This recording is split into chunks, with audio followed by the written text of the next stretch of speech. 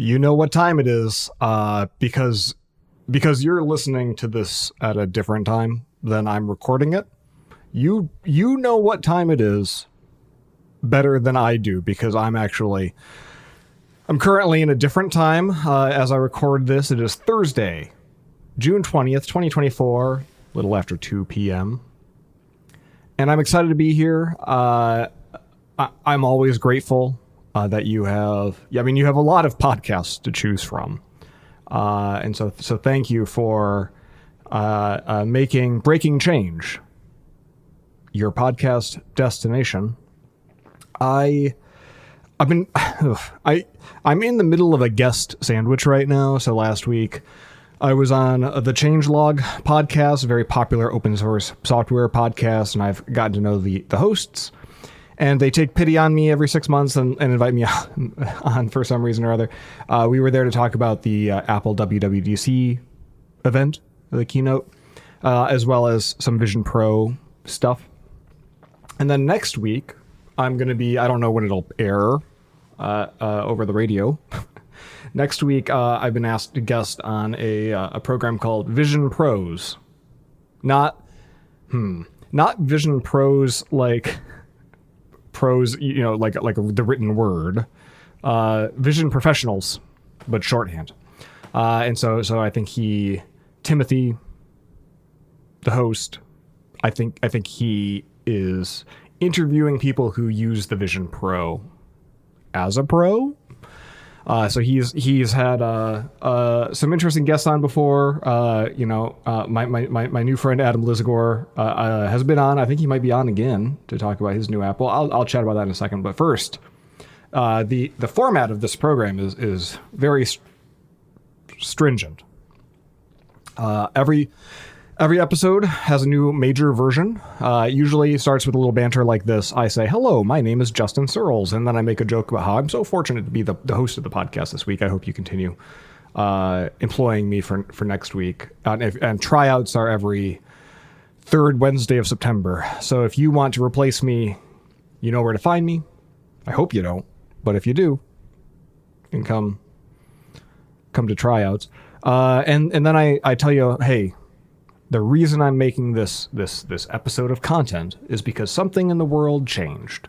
So we have to release a new breaking change, a new major version release of the podcast. And so this time around, it's AI, actual intelligence. Since Apple has decided to rebrand AI, why don't we? My brand promise to you is that everything that I say into this microphone will have been produced by an actual meat brain made out of meat bits, as opposed to one of those dirty silicon brains made out of silicon and little bits of copper and some rare earth minerals. None of that shit. Just my fleshy brain and whatever microplastics have happened to get up there through prolonged exposure to modern developed nation life. Well, we're off to a great start. Where to begin? Well, we talk about life updates, I suppose. I ran in the rain yesterday, and my sneakers got really gross. This happens when sneakers get really wet. And it is incumbent upon you to wash and dry your sneakers if you don't want them just to smell like... they smell so much worse than at any other point in the process after they've dried naturally, That's just bacteria taking its toll, I guess. And so I have a special rack that I ordered for my dryer that clips in, and so you can have stationary stuff in the middle of the drum without it spinning around and damaging the shoes and making a bunch of noise. So I dried off my sneakers, and now they smell about 40% less rank than they would have if I just left them out. But it reminded me of one of the stories from my Japan trip. I was there for 2 days. I had been there for 2 days. I was still a little bit jet lagged. Got up early. I was like, I'm going to hit the gym. I got my Anytime Fitness fob. I can go to any Anytime Fitness franchise. No questions asked. I just have my little purple dingus, touch it against the door, and nobody talks to me. And if they talk to me, I just pretend I don't know Japanese, and then I do whatever the fuck I want. Just it's a fancy secret to that country most of the time. Well, anyway, you might know it's a big part of the culture in Japan to not wear your shoes inside the house, right? If you've ever been in a Japanese home, or even if not in Japan proper, but in, I guess, maybe a sufficiently fancy Japanese restaurant. Well, if you've ever been to a clean American's house or other Western individual's home, you probably have been asked to take your shoes off. Japan's a lot like that, except a lot more places. In fact, it is a recent innovation that you could go to a gym in public and not be expected to take a second pair of sneakers with you, because your street shoes are dirty. They are full of the muck of reality. And, you know, Japan being a feudal society just a couple hundred years ago, without proper sewage and everything like that, like maybe in the West we had the same. No, we didn't. We're just filthy. One could see, if you've got recent experience of just sewage and shit being in the roads, that you would make a habit of keeping the shoes outside and so that things inside can stay neat. At least if you're a neat freak like me, that makes a certain amount of sense. And so I'm always careful going into a gym in Japan, because sometimes they do require that you have a separate pair of shoes that you bring in, and I need to find a creative way to make it seem like that's what I've done. Because I never travel with like just an extra pair of shoes, and even if I could get loaner shoes, my feet are, you know, gaijin sized, and so it wouldn't work. And there are, at most of these Anytime Fitnesses, one of the innovations is that in general they don't require you to change shoes. Once in a while there'll be a sign written in Japanese to please change your shoes, but even that's pretty rare. So that's one benefit, one reason I like that membership. And here I was in Shinjuku, you know, it's a seedy part of Western Tokyo, and the seedy part of Shinjuku. Not all of Shinjuku is seedy. But I was walking to the gym, and I wasn't looking where I was going, and then I just felt that familiar slip-slidey, greasy feeling underfoot. And I looked down, and sure enough, I'd stepped in some dog shit, not 20 feet from the door to the gym. And it wasn't so bad that like everyone on the treadmills was watching me slip in dog shit, but it was bad enough that like I needed to handle this before going in. Like, this was not just metaphysical dirt on my shoes. This was an inexcusable, impossible amount of dog shit. Just, hey, this is an explicit podcast. I don't know. This is a body horror segment. So I did what anyone would do who has no shame. I wiped my shoes off as best I could against the grass and the concrete, and I ran outside for a little bit to kind of wear it down. I got some paper towel once I got inside, and I tried to wipe them down. It was mostly fine. I wasn't going to let it stop me from working out, because whatever I want to do is the most important thing. And if circumstance should get in the way, then I just force it. But anyway, I went back to the hotel, realized that in addition to most business hotels having coin laundries in the building, this one, and many coin laundries generally, in Japan have sneaker washers. So you can wash and dry a pair of sneakers in a special bespoke machine. Maybe these exist in the US generally. I've never seen them outside Japan, but they're the sort of thing I look at them and be like, oh yeah, who uses that? And then 30 seconds later, 2 people are in line and like waiting to use it. And finally, I had occasion to use the sneaker laundry. And so I popped them in there. I hit go. Because they were my only shoes, I was like, really hope this isn't a disaster. I hope I hit the right buttons. And then I got back to the room. I had slippers on, got back to my hotel room, and I was just channel surfing. And the TV had a channel that was just the laundry machine room status. And it had pictures of the 4 regular washing machines and dryers, and then a different icon for the sneaker washer. And it showed you how many minutes were left on each, and whether or not the door had been open since the previous load had finished, in the event that there was no time remaining. Which, as an innovation, and you think as a software person, I was thinking through like the steps involved in that. There, it means like effectively you've got like a closed circuit network inside of the building. You probably got custom software that's probably running in a server plugged into a thing behind the front desk, whose job it is to interact with sensors inside the washing machines. And then you got to tie it up into whatever your like, hotel entertainment system is, so that it can be a channel along with, like a lot of Japanese hotels, broadcast television, and then BS satellite and CS satellite stations. Or tuners, at least. Usually BS and CS satellite stations are normally paid, and those are normally not included. But as a standard, it's not, all that to say, it's not like they're just hooking it up to coax and it's just, getting slipped in there in some empty bit of coaxial spectrum, as if I know how coax-based video works, of any kind. But I was just there marveling at both the convenience that I could drink beer and watch TV, and then flip back to the channel, and I would do it. I was watching some television. I'd go back to the channel. I was watching some more television. I'd check the channel, see the minutes, and then I realized I set a timer on my watch. Is that insufficient? Am I worried that time is going to pass differently? But in truth, and this is one of the things I really love about the country, is whenever I experience some novel bit of technology that seems really overcomplicated, I love to engage with it just for the novelty alone, just the pleasure of having a new dingus to futz with. So anyway, my shoes got wet in the rain, and they're mostly fine now. Local Disney World news. There's a new,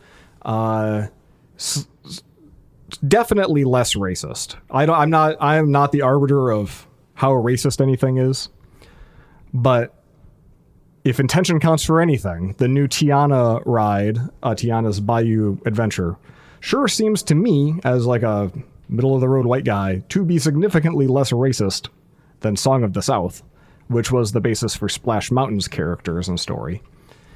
And so if you've ever seen Splash Mountain, it's a water ride. You go on a toboggan style, wood log, and you go down a big thing and into a Brer Rabbit's briar patch. Ugh.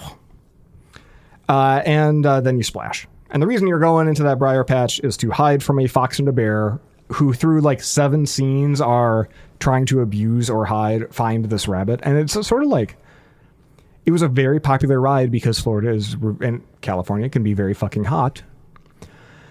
And it's a way to beat the heat. And it's, a little bit of a thrill ride. In fact, when it opened, it was the first attraction at Disney World, my understanding, that had a camera at the drop. And so it would take a picture. And then you'd get that was a CCTV system where you'd get a preview of what the photo print that you would buy would look like. This is in the 90s, early 90s, I want to say. And they didn't anticipate this, but it became a meme very early in the pre-TikTok era. So I'm sure this meme traveled very slowly and only happened 14 times.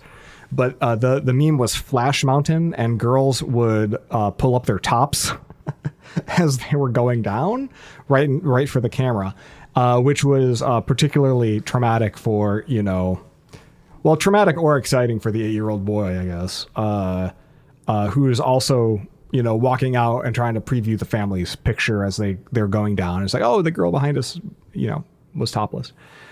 This became a big enough problem for the Disney Corporation that they decided to, in addition to making it explicitly, against the rules and will ban you and shit, they introduced the equivalent of the 7-second delay, where there's plenty of time between you getting off an attraction and then getting up to the place where you can buy the photos. And so they had to hire people to review the photos for inappropriateness. And so I don't think that they did any masking or anything clever like that. And they did do that during COVID, supposedly. I heard that during COVID they were using AI or images to remove masks from faces so that the pictures looked nicer. Is that true, or is that just some random thing I saw on the internet? In any case, some poor schmuck's job, some schmuck's job was to scan the Splash Mountain photos for naked ladies, and then hit a button and make, those photos not show up at the photo station where you could buy the prints. So cool. Anyway, so they called it Flash Mountain. Well, whatever the ride lacks in memeable toplessness, it makes up for in its general quality. So the new Tiana ride is really well themed. There's great artwork everywhere. The queue is really well designed. The story, while it's kind of, got to be shoehorned into the same gigantic concrete mountain, and so liberties were taken, no doubt. So it's a little bit forced, but each of the little showrooms in the ride, they seem fun. They're upbeat. They're light. There's a lot of color. It just seems like a much cooler, lighter ride. And plus, if you're a corporatist like I am, it's way more merchandisable. The intellectual property is part of a brand that you want to keep going with The Princess and the Frog. Is it a series yet? I don't know if they've announced anything else. But Tiana merch does good numbers. So, yeah, I don't know. That was kind of cool. I got to go and ride it on a preview on a sufficiently hot day, and then we got off and it started raining and my sneakers got wet. But I think that opens to the general public on June 28th.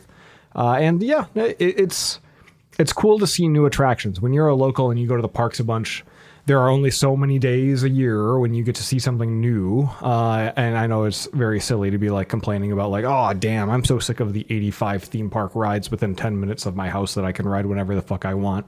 But you give it a month, and that's pretty much where everyone lands. So that's a new ride. A lot of new investment coming to the Disney parks because there's a new Epic Universe, a new Universal Studios theme park called Epic Universe opens at some point in 2025. It's going to be huge.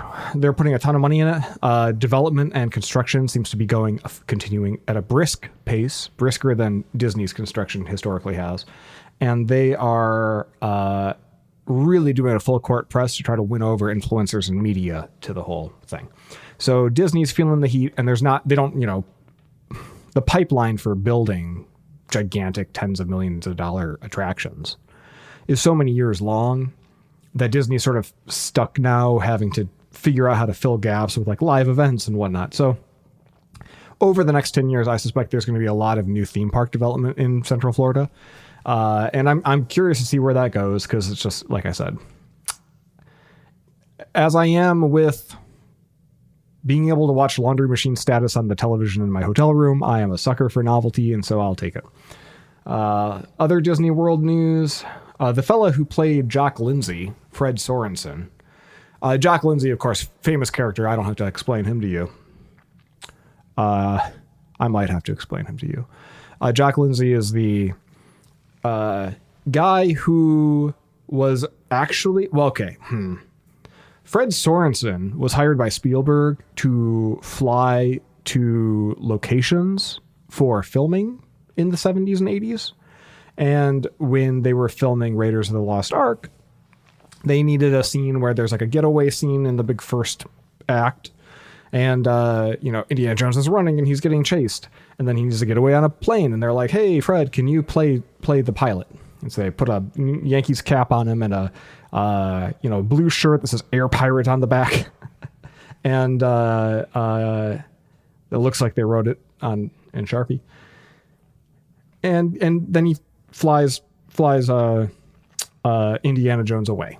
And as far as I know, that 30-second scene is the only thing that only time he's in the movie, but it's the beginning of the first movie, and so it stuck out for some people. I like to credit Jock Lindsay with having invented travel by map technology because, of course, Indiana Jones was famous for, we got a scene transition. Let's watch a little red line cross from wherever we are to wherever the Nazis are going to be next. come to think of it, maybe travel by map isn't the best technology. But anyway, some number of years ago, 7, 8 years ago, 9 years ago, Disney in Florida created a restaurant bar called Jock Lindsay's Hangar Bar. Apparently, like based on the actual pilot's actual hangar outside Vegas, where he lives. And a friend of mine tipped me off. This is a long-winded way to say, a friend of mine tipped me off that Jock/Fred was going to be at his own bar namesake for a few days celebrating his birthday. He was over in Orlando. And so he was spending a few hours at the bar each day entertaining fans. And on Sunday, there was going to be cake. And so naturally I went on Sunday, even though I did not eat any of the cake. I just wanted to be near it. So got to meet Fred Sorensen, the actor/pilot who played Jock Lindsay. He's a super nice guy. He's older now. He had a very fancy, expensive-looking Snoopy watch, and Becky commented, "Oh, he's got a Snoopy watch like you." And I'm like, he doesn't have a Snoopy watch like me. He's got like a real one, and I've got an Apple Watch with a screensaver. But that was very kind of her. My brother Jeremy came. He wore his Jock shirt. Jeremy is just way better at the costumes and the being on brand generally. He's always been a big fan of Indiana Jones and Jock Lindsay in particular. Like he's got a friend who dresses up like Indiana Jones because his friend's amazing costume artist and actor. And so whenever that friend needs a sidekick, Jeremy ends up being the sidekick character. And so he, I don't know, went to some event dressed up like Jock Lindsay, and that's why, at least in his telling of it, it's why he had a Jock Lindsay outfit. I don't assume that in the 3 hours heads up I gave him about this whole thing that he made a Jock Lindsay outfit, but at the same time I wouldn't put it past him. Yeah, so that was really cool. And that's just kind of shit that just happens down here sometimes. I'll get word from a friend that some muckety muck is going to be in Who's There, What's There, and then I'll just be able to drive over and say hello because it's that I lack any shame. Why not go up and say hi? Like the time I literally grabbed Bryan Cranston and I was like, my friend is a big fan and she wants your picture. And I put him in front of her in the camera and he was like, okay, man. Yeah, sure. I did not assault Bryan Cranston. I want to be very clear on that. Speaking of the Disney Corporation, boy, they're coming up a lot. It's almost like I live in Disney World. It's very strange here. Although it's great. The weather's awesome. I'm not complaining. But I didn't realize before moving here how weird my life would be. But I'm grateful, right? Because weird means novel, and I love novelty, and it creates a lot of memories. This is not about Disney locationally. It's about Disney in cyberspace. So I've been using the Disney Plus app a little bit more. I was watching the Jim Henson documentary, come to think of it. That's probably what I was watching. And checking to see is that one of this week's that didn't even make the recommendation list. A lot of documentaries lately. So I was watching the Jim Henson documentary on Disney Plus. I watch pretty much everything at night on my iPad on my lap while I play video games because I can't handle just one form of stimulation at a time. And when you're in YouTube or any Apple application, Netflix, I want to say, and you hit the space bar, it pauses. And if you hit the space bar again, it unpauses. Now, granted, I understand that iPads do not literally ship with a keyboard attached. And so a lot of app developers will not think very hard about adding basic keyboard functionality to their video player apps. But whether it's HBO Max, Paramount Plus, Disney Plus, Hulu, go down the line. Who else am I forgetting? Peacock.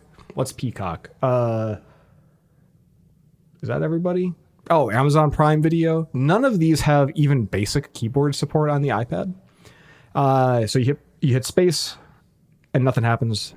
YouTube at least has the right idea with like the right and left arrows will skip forward 10 seconds back and forth.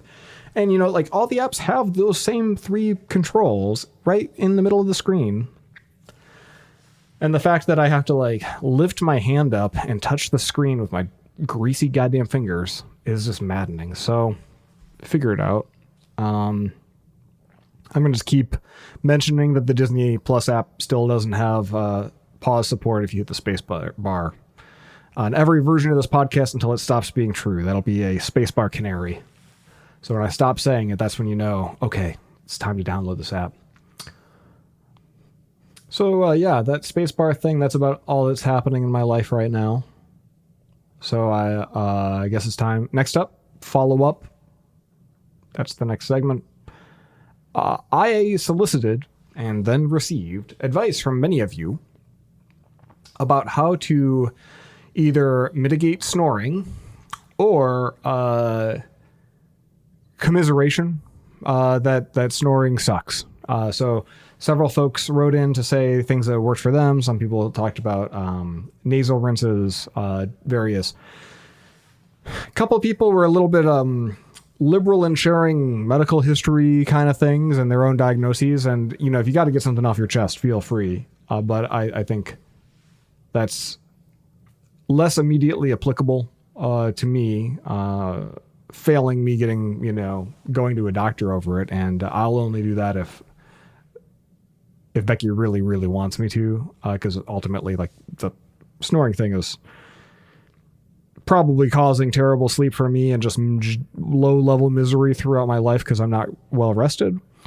But it causes acute waking her ass up at all hours. So if she wants me to go get a sleep study or whatever, I'll do that. But no one actually, I was surprised. No one suggested any apps or technology solutions.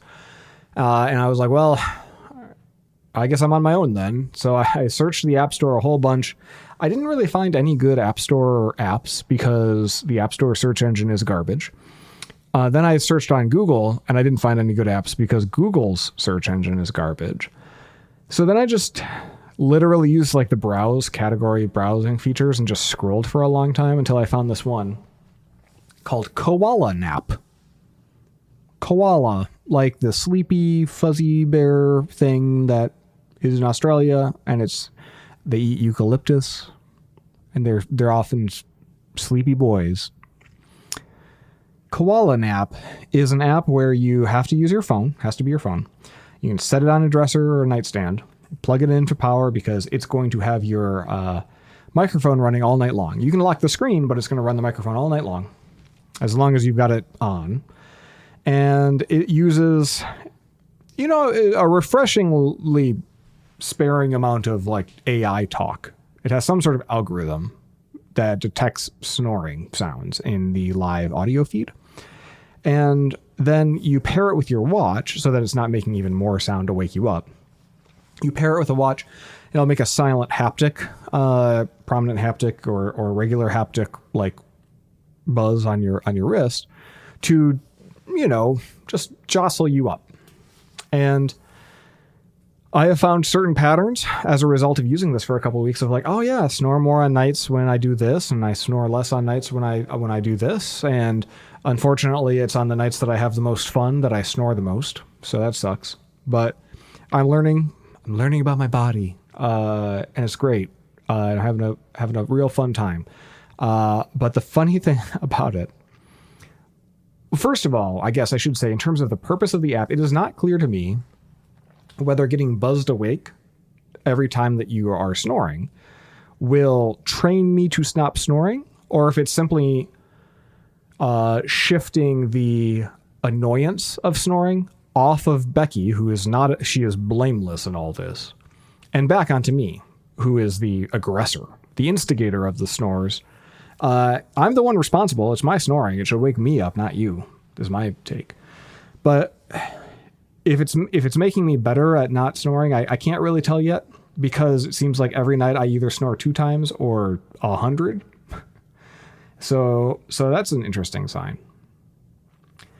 But one of the things that I think is really funny is that on those nights where it had to wake me up a lot, many times, here's my reaction every time when I'm sleepy and it's 4 a.m. and I'm awake and my watch is buzzing, is what the fuck? I'm not snoring.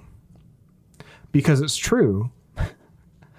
I can't hear myself snore because when it wakes me up, I am no longer snoring, and I have no recollection of snoring because I was asleep. But my dumbass brain every time is like, what the fuck? This app is broken. I wasn't snoring.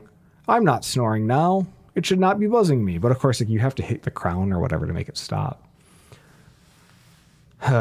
So the truth was I was snoring, and I didn't see this part of the UI for a little while. But after you turn it off in the morning, it'll show you little recordings of every time that it detected snoring, and you can upvote and downvote them as being snoring or not snoring.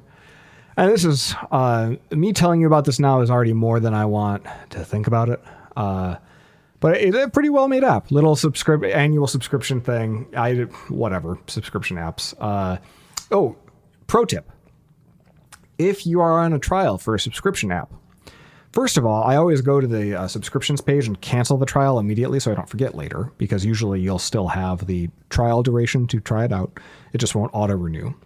And secondly, in a lot of apps, you can choose your plan from the Apple subscriptions management pane. And as far as I can tell, it forces the app developer to show every single plan that exists, including ones that are like discounted with promo codes.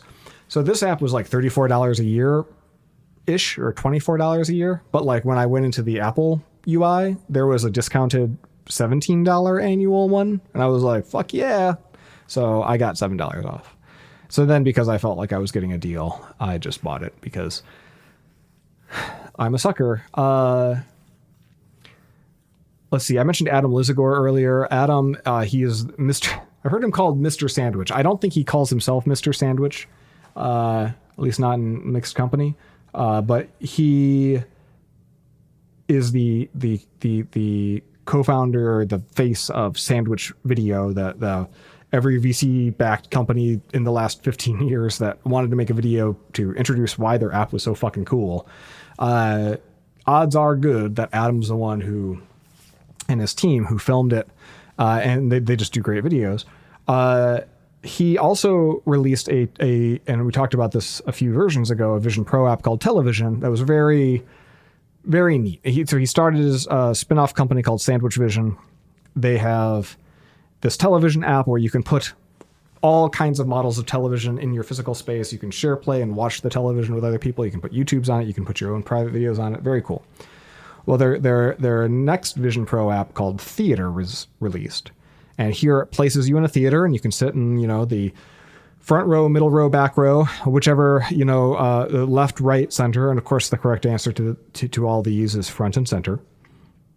And it's like big screen if you've used any other VR thing. It's a theater, a 3D rendered theater environment that's fully immersive, and you got a big screen in front of you, and you can play stuff on the screen. Well, he partnered with John Gruber of Daring Fireball to live stream for the first time the show that John does in person during WWDC, very often interviewing with Apple executives. And so I was very impressed. I can't believe they did it. They did 3D video and spatial audio, so like two side-by-side camera lenses. So it was like a depth effect, not like full 180 immersive video. And they were able to live stream it, and it worked great. It dropped a couple frames here and there, but in general, I thought it was wonderful. And it was the first time that's ever been live streamed at all, so I was grateful. And it was a really cool experience. I'm not going to say I felt like I was there, but what a tremendous bet to take on the technology. Live streams are scary and often fraught, and if it had gone badly, it would have reflected poorly on his app. But because it went well, it was a big hit, and I'm sure he got a gajillion downloads. I hope he did. Well, a gajillion in Vision Pro install base adjusted terms. So kudos to Adam and Sandwich Vision and all the Sandwich people. Very impressive. I thought that was really cool. So now he's got 2 Vision Pro apps under his belt, which makes him basically like makes their team the most prolific media company of spatial computing so far. So making big bets on the platform, and I think that's really awesome. So that was a cool experience. And if you're listening to this and you want a Vision Pro and you haven't bought it yet, but you're going to buy it, Theater and Television are both fun apps to play around with. Let's see. Next up, only other real follow-up is all just website stuff. Lots of website updates lately. I wrote a couple of different posts about AI. The first one is jokingly called 3 Simple Rules to Using My Large Language Model. For anyone who about the GPTs and the different chatbot models out there, but maybe you haven't found how to make them useful in your life yet, it gives you 3 do's and 3 don'ts. Spoiler alert, the don'ts are just inverted versions of the first 3, but useful to think about, I think. Tricks that I've learned, heuristics for like whether or not engaging a chatbot is likely to be successful or useful. So check that out. In response to some negativity around Apple and scraping websites, I wrote a post called "Dear AI Companies, Please Scrape This Website." That is both about if you're putting stuff on the internet for free and you don't want it to be part of the artificial brain that countless people will probably come to rely on, then you're not writing for the same reason I'm writing. Like a big reason why I create stuff is to share ideas, and I want to see those ideas spread further. And so why wouldn't I want my particular spin on life or programming or, the way that I think about, important topics and unimportant topics. If I could make the AIs think more like me, act more like me, better represent, my worldview, then why wouldn't I sign up for that? Not because I want to just, hear it parrot my bullshit back to me, but because the whole reason that I take time out of my day to blog and podcast and create open source is to put a little bit of myself out there in the hope that it does some good for people and that it goes further than that. But what I worry is, especially if you look at left-leaning circles on the internet, especially over in Mastodon land, where people tend to be more AI skeptic, is if all of them set up a robots.txt file that says, "Hey, AI companies, don't look at my website. This is not for you. This is for organic eyeballs only, and people with screen readers. Got to remember it to be accessible, but only the screen readers being used by humans, and not the screen readers being used too indirectly by those humans. Like if you're using a screen reader, but then you've got cognitive difficulties and you can't understand what it's saying, and then you pipe that through something that summarizes it, that service, that might be okay as long as it's directly for the use of a human. But any further than that, if it goes into a model as part of an AI, then no, sir." So I don't know how you format all of those stipulations into a robots.txt, but my sense of it is that a lot of left-leaning blogs and websites are going to reactively, in sort of solidarity against the AI tech threat, opt out of having their voice incorporated into training data into the future. But all of the hustle bros and Pepe the Frog alt-right wackos occupying spaces like Twitter these days, a lot of the exodus from Twitter has left behind a separate echo chamber now that's, more likely to be boosters of this stuff. Even fans of the negative externalities caused by AI. But if the good people, quote unquote, decide that they don't want to contribute to AI training models, it's sort of like germ theory. You got to ask well, then who's left, right? Who's going to be contributing? And it's the people who those same people wouldn't want, right? So anyway, and dovetailing into the broader piece, point of my piece is so often a huge theme of my life seems to be that I was born very fortunately, with just a clear delineation in my head between aggregate problems that affect populations and individual problems that affect individual humans. And I believe that AI and all these structural changes and the job losses and the artists who are going to go out of work and all this, these are very meaningful and important and pressing aggregate problems facing Earth. But then the individual problem facing each of us is more nuanced. It's loaded with context. And we most importantly can only control what we can, get our arms around. And just opting out in some sort of, Facebook solidarity post is not going to make a dent in the aggregate problem. In fact, it may exacerbate it. So it exacerbates in two ways, right? Like one, you're removing your voice from participating in this dark future where you might have been able to positively affect it. But two, if you come across as like a little bit wacky and out there and hard to relate to the kind of, call it the middle normal people who don't follow any of this shit too closely, they're going to tune you out because you sound weird. So all that to say, I think it's a strong post. There's a lot about my own personal life experience. And like really the goal is to get people thinking creatively. If you're worried about AI, if you're worried about the threat it has to your job, how to factor your life around what might be the future that is to come. And that future is definitely going to involve large language models and generative AI because it's not going to be able to be regulated away. It's just not going to happen. It might happen after Skynet, but at that point, we might not have the power to stop it. Boom, boom, boom. All right. So that's enough AI shit for now. Even though the title of this episode is probably going to be Actual Intelligence. That's website stuff. That's right. My posse, where that is posted on own site, syndicated elsewhere, is one larger today. I think I'm up to like 7 services. Threads, which is the Twitter clone that Instagram made, and seems to be like, hell, if you want to draw them on a political spectrum, since I was just talking about this, X is like far to the right. The people who, call themselves fiscal conservative, libertarian, techno optimists, the Sam Harris-y people, the Jordan Peterson people, of course, Elon people. X is over there.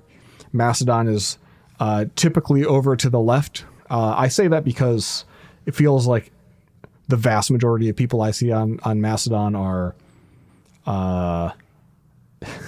still, I don't want to be mean, but I'm just saying like people several notches to the left of the mainstream American experience seem to have an outsized voice on Mastodon. And these communities are all far less active than they ever were before. And now with Threads kind of occupying the center of just sort of like normal people who have Instagram and they got lost and so they wound up on the Threads app. There's no authoritative place to go to see what's happening right this minute anymore. So I think that the only people in each of these echo chambers that are still really active are at those polar extremes. I'm not going to make any individual. The reason I was slow in talking is I didn't want to draw any generalizations or talk about particular communities, but you know who you are. Let's see. Yeah. So anyway, I wrote a Ruby gem called Feed to Thread. So if you're on Threads, my posts are going to start showing up because I've got a Docker image that I automatically had created with it. And it's running in my Synology and every hour it checks for new posts and it posts those to Threads. The only other website update is I am actively working with Justin Duke over at Button Down to try to figure out how I might make a weekly digest email for people who subscribe to my newsletter, Cereals of Wisdom, but aren't going to bother with Threads or Mastodon or Twitter and aren't going to bother with RSS, but would still like to know when I made stuff in some way other than having like a bookmark. So I'll probably, if I can get this to work, I'll put out a form, basically, a single email to all the current subscribers who want to opt into getting a weekly digest of the site's content. And if I can't get that to work, then I'm not going to do that. So yeah, that about does it for follow-up. I guess it's time for the pun. Here we are. Every version requires, in lieu of a changelog, we have a pun. And the pun is provided by Aaron Patterson. His name is Aaron Tenderlove Patterson, and he is known for making puns. And some of those puns are kind of funny, and some are just bad. And when they're bad, he's always going for one of two reactions, he says. He's either trying to make you angry, or he's trying to make you sigh and facepalm. So let's see what this one does. I rank them. So this is version 14. So we're going to see where it ranks on the top 14. All right. The pun. I'm revealing now and reading for the first time live in the microphone. The pun reads, "Yes, I'm powered by AI. Aaron Intelligence." Well, I guess he kind of made the same joke I did. That is, come up with another acronym for AI.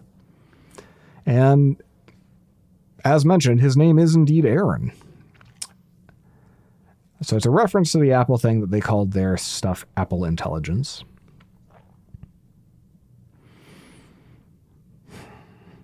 I would say it's a downside that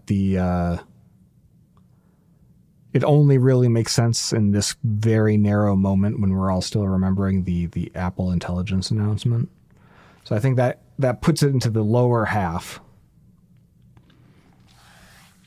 So I got to find two puns to wedge this between. We last go around, we had, when Apple product engineers asked their developers for estimates, do you think they iPad their deadlines? Is it better than that? Right beneath that, I brought this type of feature up with a project manager back in the day, but they told me to put a pin in it. And I think that one doesn't make sense outside of context. It had something to do with maps, one presumes. So I'm willing to say this is better than that one, but I think the iPad out there estimates is better. So I'm going to scooch this up. I'm going to call this number 11. 11 of 14. So yeah, not his best, but there's always next time on Breaking Change. Thank you, Aaron. I appreciate your contributions. You can find the puns if you want to see the list. They're on the website now at justin.searles.co/puns. And if you read them all in order, they will probably make you angry because you will probably disagree with the ranking. But once I put them somewhere, I can't move them. So all I can do is when I get a new one, I can squeeze it between two others. And so if I've made mistakes in the past, those are going to just kind of be perpetuated for all of eternity. So that's a little behind the scenes and how the pun board works. I commit to never go behind your back and reorder these into something more sensible after the fact, off the air. It's like technical debt is piling up because I'll look at a pun halfway down the list. I'm like, that's better than one at the top of the list. I don't know, but you know what? That's the right answer to how to rank a pun depends so much on how it hits in the moment that you hear it, that maybe all this navel gazing and looking back is just unhealthy because that pun did something to me and it caused a certain trauma. And who am I to go back in time and deny my own lived experience? It's one way to look at it. Let's look at the news. So, the previous version 13 WWDC spoilers, where Mark Gurman basically told us what was going to happen at WWDC. Well, Monday I watched it. Pretty much all happened like that. But of course, he gives factually accurate but missing the point descriptions quite often of what's going to show up. When you see it in practice, you're like, oh yeah, okay, all right. which is a way different reaction than reading and being like, they're going to let you generate emojis. But anyway, because the next day, Tuesday, I recorded with the changelog, I've linked that on the website. I'll put a link in the show notes. That's where the WWDC reacts are. I'm mostly over it. The only handful of little things, like my take going in was, when it comes to AI, that is artificial intelligence, not actual intelligence, they should focus on doing the stuff that nobody else can do because they're the platform holder. So they've got access to all sorts of data, and they showed it off. So they did do this. And two, they should punt on anything that's too general purpose. It should all make sense within the apps as they exist. That's pretty much what they did. You know, it can generate a cartoony Pixar-like image for you. And unlike every other model, it can be of anyone in your photo library that you're chatting with. Make this look like Nana, right? Make mom a superhero. And that sort of stuff probably demos really well. And it doesn't look great, but it looks good enough for the average person because the average person still uses Bitmoji. Remember Bitmoji? I still receive them from boomers. If you don't consider yourself a boomer and you still send Bitmoji, I did not mean to personally attack you just then. And I want, just to be clear, I'll say it a second time. I didn't assault Bryan Cranston when I got that photo for the young lady who was too shy to get a photo. I was doing a public service by deploying my my lack of shame in bothering celebrities for good, to enable and empower people who have an appropriate amount of shame and who would not bother the celebrity but still really would like the photo. I even took the photo. I'm a goddamn hero. Look at me. I forgot that I took that photo. I hope it turned out. I wish I was better at taking photos, come to think of it. My only beef with the WWDC stuff is that the thing that I really wanted was whatever they call it. They called it their foundational model. I was like, just give me an API where I can invoke that model directly with prompts and get responses back. Because if I could do that on device securely, then I wouldn't have to figure out how to roll my own model and like make my app a gigabyte or two to download. And I wouldn't have to go up to the cloud and have usage determine whether or not my app was suddenly super expensive, to operate, right? Because like anytime you are calling through to an OpenAI API, that's so expensive. Like individual queries that users can do, if it's like a long running chat style interface, like can be in the dollars because the context window is so large. So if you're charging $10 a month or $20 a month, like your whales, your big users would be enough to put you in the red as a business. So that's just no way to run a railroad. In fact, most of the apps that I built with OpenAI as the backend, I've literally not shared, or when I've shared them, they've been open source and it's like, bring your own API key. I don't want to have to deal with like how much this is going to cost. So that was a big beef. Like, I mean, I think there's a tremendous opportunity for Apple to make this better, but I think the likelihood that it ever happens now is way lower because they were clear that they are using a semantic index of what's on your phone and what the phone knows about you. And they are not building a model that is meant to be big and tackle quote unquote world knowledge. So I think, if you're an app developer, you're thinking about being an app developer, the right solution is probably to use the developer tools that they've provided to grab a model from the internet and then package it up with your app. So that means N apps on your phone are just going to have the same fucking model installed. And I doubt that APFS is the file system is smart enough to deduplicate those in any sort of sensible way, as if they'd be literally identical. I'm sure the versions would, whatever. Anyway, that was the one thing I was hoping for that was like really holding out. Like, I'm going to start developing on this as soon as the beta's hit. And I was like, there's nothing here for me. It's fucking nothing.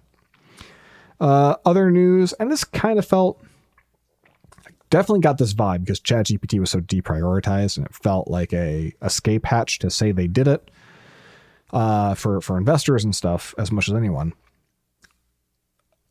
Follow-up news after the show was that nobody's paying anybody anything in dollars for this ChatGPT integration. What Apple seems to be saying is, we want our platform to not fall behind, and we don't have a world knowledge model yet, and people are coming to expect it.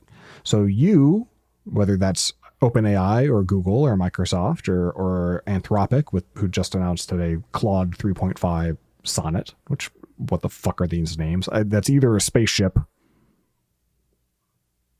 or a cleanse. It's actually an AI model, but also a cleanse. Detox your AIs. Apple's providing the users, and ChatGPT OpenAI wants users because they have no moat, because anyone can make a model, we're learning. Take Anthropic. They maybe the reason it's named Claude 3.5 Sonnet is because the AI is a toddler now, and sort of like when you let a toddler dress itself, you end up with bullshit. Maybe they let the AI name itself. What do you want to be called? I want to be called Claude 3.5 Sonnet. Okay, let's go with that. Best not to argue with the toddler. This is all I know about toddlers.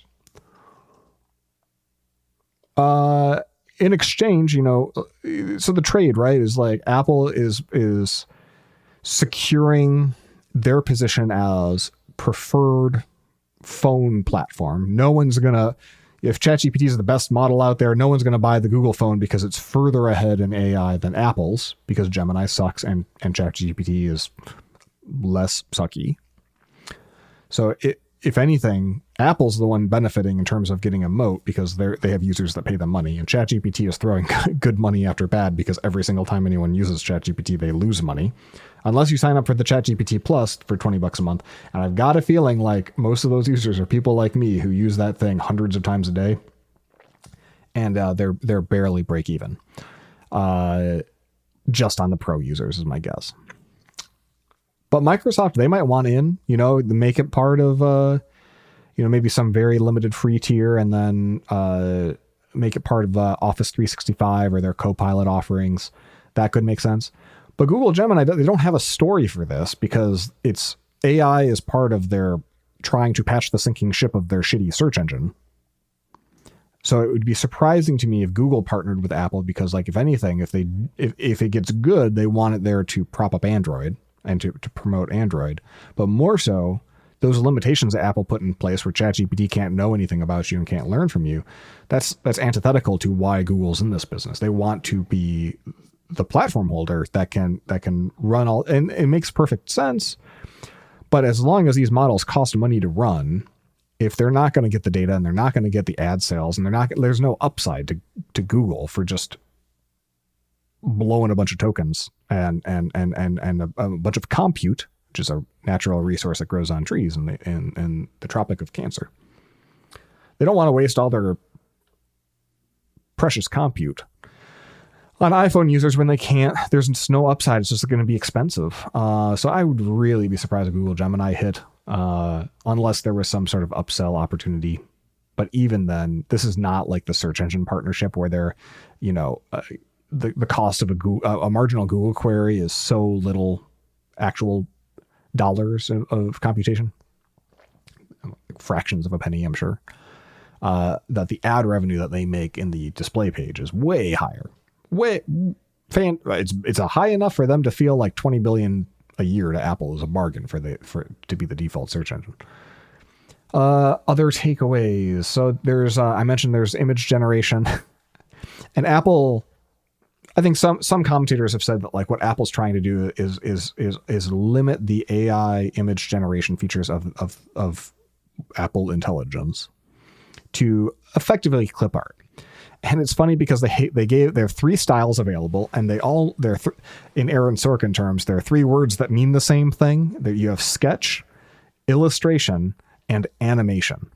but animation isn't animated. It's just in the style of a Pixar thing, but they didn't want to say Pixar, even though we know now that they've licensed Pixar Disney stuff. Probably as a protective method against lawsuits. So you have sketch, illustration, and animation, which are all unrealistic styles. You get 5 of these generated sketches or illustrations or animations next to each other, and they all look like they're from the same thing. It looks like what you're generating is from a unlimited, infinite sprawl of a clip art folder. It's just a clip art of whatever you want. Note that you can't say select deepfake or dank meme or, body cam. Like those aren't styles that you can pick. And I don't know why. I am at a loss. Somehow sketch, illustration, animation, things that would play well in an iMessage or in a note. I think that's what this is for. It's just fun, light floof. Whether or not they wanted, some people get all bent out of shape about Gen AI. It's a way for Apple to say to the market, yo, we're cool. Look at what our computers can do. And they just had to check the box, and the market rewarded them because their stock was up after. Earlier, when I said that, they should do stuff nobody else can do because they're the platform holder, like they know who your grandma is and they know what she looks like because you got a bunch of pictures of her that are tagged on your phone. So like making clip art of your grandma, your iPhone has a chance to do that, but like Midjourney could never do it. OpenAI, ChatGPT with DALL-E 3 or 4 or 5, you could be on DALL-E 15 and it wouldn't be able to do that because it doesn't know what your grandma looks like. It has a lot of knowledge in that training set, but not so much that it knows every individual on Earth and all of their relationships, as if that was publicly searchable or reachable by their trackers or tracer, tracker, crawler. That's the word we use. That's the word we made up for that. So many words have been ruined by software. Crawler. Yeah, when I hear the word crawl, I don't think about a corporeal organism scurrying on a floor. I think a program that clicks links and then downloads HTML, and sometimes, if it's really classy, executes the JavaScript to render more HTML and then click more links and shove it in the database. Well, Ben Thompson from Stratechery, he's got a much more popular blog and a paid newsletter and a podcast than me. So if you know who I am and you don't know who Ben Thompson is, thank you.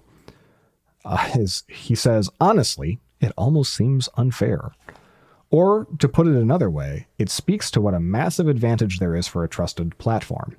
Apple gets to solve real problems in meaningful ways with low risk, and that's exactly what they're doing. I would add that because it's all on device, it costs them a fraction, both in the development of the model, because the model doesn't need to be nearly as big to do this kind of hyper-local stuff that's based on, a set of 30 kinds of things, a taxonomy of 30 kinds of things it tracks about people. And all the data is literally right there. So the model can be small. And then that it's on device means that they don't have to have a gigantic farm of servers. Now they are building a farm of servers, a large, Greg Joswiak, the senior VP of product marketing, global, whatever his title is, Jaws. When he was on the talk show, they asked, hey, how many servers? And he said, a lot. A large number, a lot. So Apple is building servers that are running on Apple Silicon in this hardened state to do what Apple called private cloud compute. Tastes like kind of like a boysenberry. You spread on the private cloud compute. It's rich in fiber. God, fuck that word compute. Compote.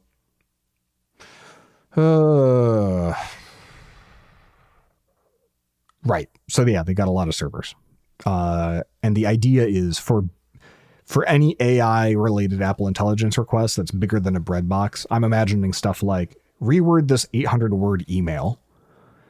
It trips a switch and it'll go to the cloud to do that, as opposed to try to parse all that locally, because it would probably take, I don't know, little bit too much battery, a little bit too much time locally. And there's probably all sorts of ways that they can, in aggregate with the amount of analytics that Apple gets, they can probably figure out, hey, where's the tipping point of time and energy consumed on device to do a particular kind of request versus the latency and networking overhead of shipping it to the cloud and back, especially because they're doing, all this extra handshaking to do that stuff privately and securely in a way that no other server on Earth currently operates. And so they know where that line is, and they'll probably dynamically adjust it when as devices get faster, the cloud portion will probably get smaller, right? Makes sense. Sticking with Apple for just a moment. Last Apple news. Ooh, got a lot of text messages yesterday.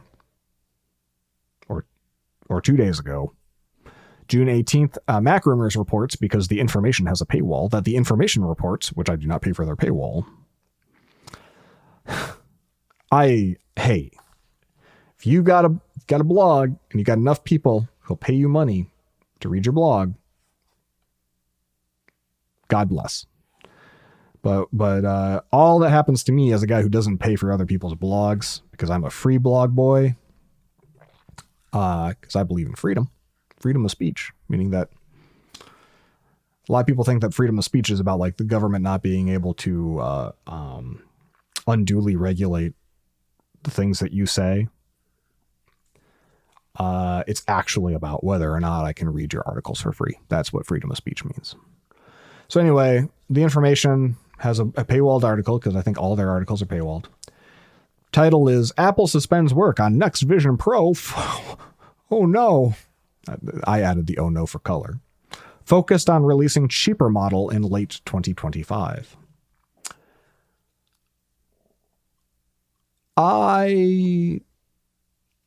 People wanted my take because I use a Vision Pro most of the day, every day. I'm not using one right now because I'm mostly just talking into a microphone. But I use it a lot. I use it as my primary Mac display. I love it. It works great for me. I would love the hardware to be even better in countless ways. I mean, it's got an M2 in it, for Christ's sakes, and here we are. Becky has an iPad with an M4. How's that make any sense? I'm not surprised by this, because I think, based on availability and the very slow uptake by developers who are generally kind of cranky about Apple, right?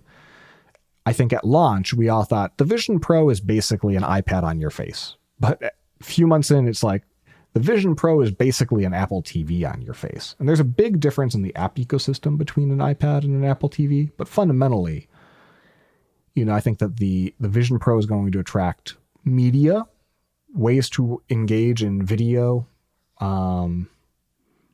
multimedia experiences, and way less productivity software, at least until the interface story is sharper, that the eye tracking is perfect, or the hand tracking is perfect, or the keyboard and mouse they've solved text entry without a keyboard or something like that. Until then, the productivity story is basically limited, in my opinion, to the Mac Virtual Display, because it's the only thing that would be literally as fast, as productive, unless you're,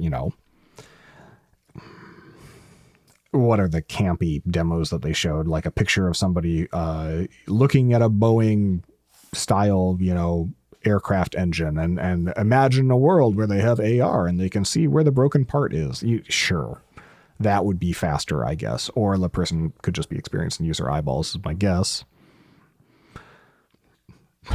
The pass-through video, by the way, they had a picture of a surgeon, like new ways to, and they were careful not to say perform surgeries, but like the implication, if you're looking at this demo that Apple had, not demo, the screenshot wish casting of a surgeon,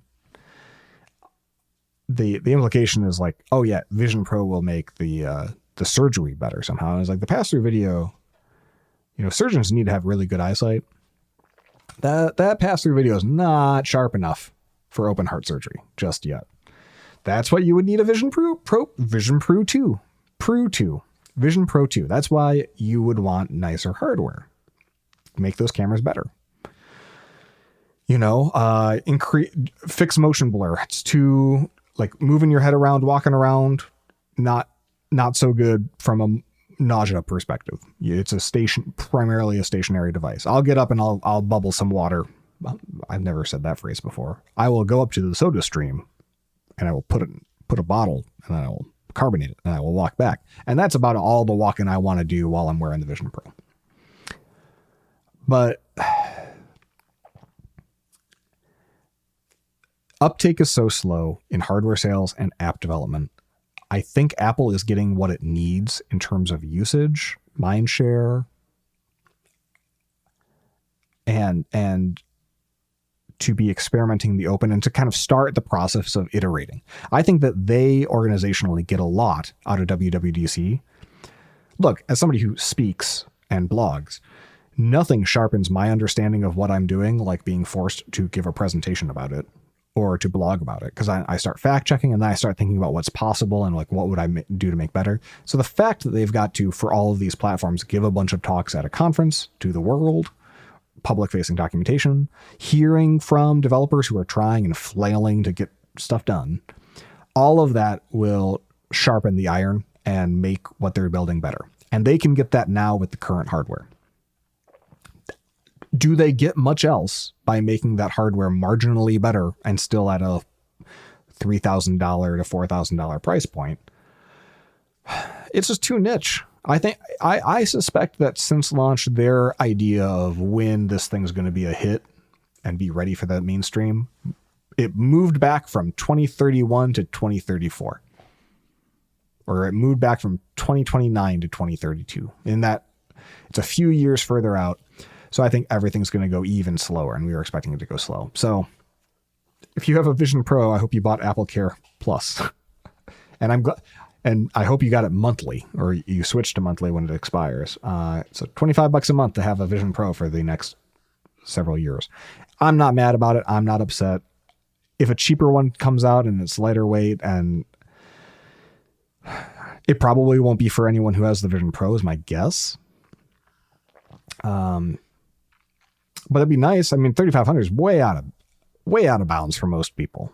You know, I showed it to one of my friends in Japan, and he was like, 3,500 is the cost of, like, for him, like 6, 7, 8 months of mortgage payments. Like once you convert how weak the yen is, just not going to happen. So Vision Pro, pour one out for Vision Pro 2, which has been suspended. So whatever comes out, Apple's going to skip that number and go straight to Vision Pro 3 now that they're in the number skipping business. Separately, because the iPad Pro went from M2 to M4, people immediately realized, shit, well, I guess the Mac Studio, and for the 8 people who have the Mac Pro, aren't going to go from M2 to M3 because Apple wants to get off that process. Sure enough, at WWDC, we went without even a mention because no one had any expectation. There's no M3 Mac Studio, so I get to feel very, very Galaxy Brain smart that I have a M2 Ultra Mac Studio, and it is a great computer, and it wasn't obsolete in a year. It'll merely be obsolete compared to the MacBook Pros that probably come out this fall, because I'm sure that the M4 Max will smoke the M2 Ultra in various ways. Next story. Oh, man. One of you, somebody who listens to this podcast, but I cannot remember who, was chatting with me about mouse jigglers and the weird ass market of mouse jigglers. These are products that are typically USB devices that you plug in, and they create a mouse device, usually in Windows, because they're used to fuck around with games and employers. And in the gaming cases, hey, I'm running this macro that like mines whatever the rarest mineral in World of Warcraft is. And it mines that repeatedly, but I also need to jiggle my mouse in a realistic way to show that I'm like not at the keyboard, so I don't go AFK, so I don't get logged out, right? So avoiding being logged out, tricking anti-cheat software by appearing to be a real mouse, sometimes being a real mouse. Like, so not all mouse jiggler technology is some fake USB device. It could be a real mouse and then like a servo that moves the mouse around in as unpredictable a pattern as possible. Well, the other reason that you'd want a mouse jiggler is if you work for an employer who wants to see that you're on Slack all day and you're a green bubble. It's been over 10 years now that I've been complaining about how chat systems, I think at the time it was, had a client using HipChat, and they were, remember HipChat? It's pre-Slack company chat thing. The company, the head of IT or whatever, straight up just told me that they were using HipChat as a time and attendance system and tracking how many minutes a day people were green bubbles versus not, because they were just starting to have some number of people working out of the office, and they wanted to know how many people are actually putting in 8 hours a day. So they told the staff, always have HipChat open when you're working, and then like a good number of people were like only green bubbles for 4 to 5 hours a day. So people do what they're going to do. And they had a market in the post-COVID era for mouse jigglers of all kinds. I'm sure it's been a source of much innovation in China, selling these things on Amazon is my guess. The BBC reports that Wells Fargo has identified a bunch of mouse jigglers pretending to work, and they are firing them. And I assume not only firing them, but those workers should count themselves lucky that they're not going to be forced to cough up back pay that they didn't earn. I'm speaking from the bank's perspective, right? So this is just this is exactly the kind of cat and mouse game that happens between big employers and employees. But typically we think about it at the blue collar level, right? We think these stories usually have a valence of like, lower class, lower compensation jobs. The person who works at the Amazon distribution center who has to go through a metal detector and then walk half a mile to go to a break room, and they don't get paid for any of that, right? Or the Amazon driver who has to pee in a jar or in a plastic bottle as he does his route. And the various, things that people do to cope with these restrictions put on them by their employers.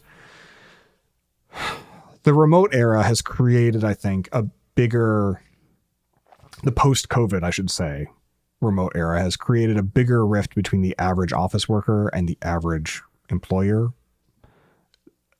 than we've seen before in a lot of ways, where many folks got used to working remotely. They like working remotely.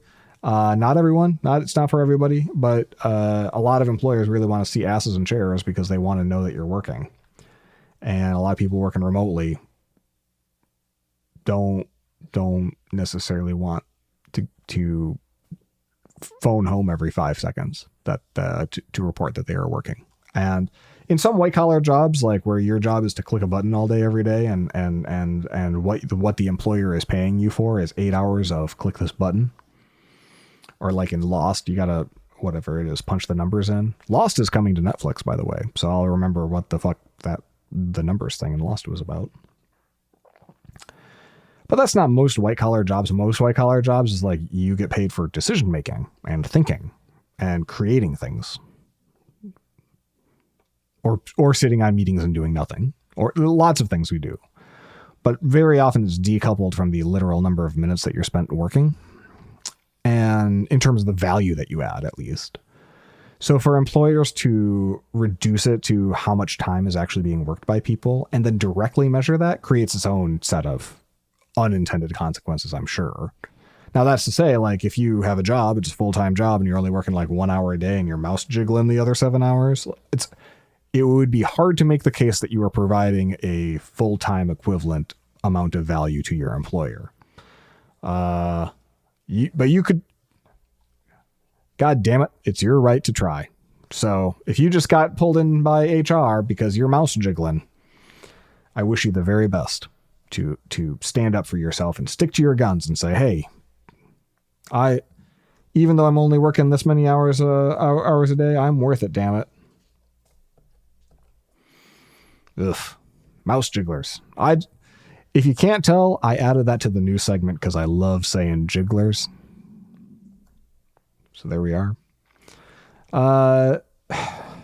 Talked about the Copilot Plus PCs. I guess this is more follow-up. I'll be brief. I commented at the time it was sort of dumb. in my opinion, for Satya Nadella, I think the buck stops with him ultimately in terms of some of these branding decisions to tie the boat anchor, or not boat anchor. Copilot's a great brand, but like it's a volatile thing, right? Like anything that you do with AI in as uncontrolled a way as Microsoft has been doing with its various products, it creates tremendous liability risk. PR fiascos, right? We see it from Google, we see it from Microsoft, and we saw Apple, I think, do a really good job drawing a box, circumscribing AI in such a way as to avoid or provide blast damage protection from the vast majority of ways this could go south. And if it goes south, it's gonna be because you hit the ChatGPT button, and at that point, they warned you. But by taking these new Copilot Plus PCs, where the real story is from a hardware perspective, they're running ARM processors by Qualcomm that are way faster than anything you've ever experienced on Intel or AMD, and they're going to have way better battery life. It's about the hardware, damn it. But instead, they branded it based on the AI features. And then the marquee feature called Windows Recall, which would monitor your system, take screenshots, build inform an AI model about it, and then like be able to answer questions. Apparently it was slapdash enough. If you haven't heard the story already, the way it was implemented in Windows in the betas was to put a SQLite database locally in a directory that any admin and maybe any user on the system could see, which means any program at all running on that Windows machine would be able to find it and upload it, even though it says exactly what's on every single one of the screens that you ever looked at.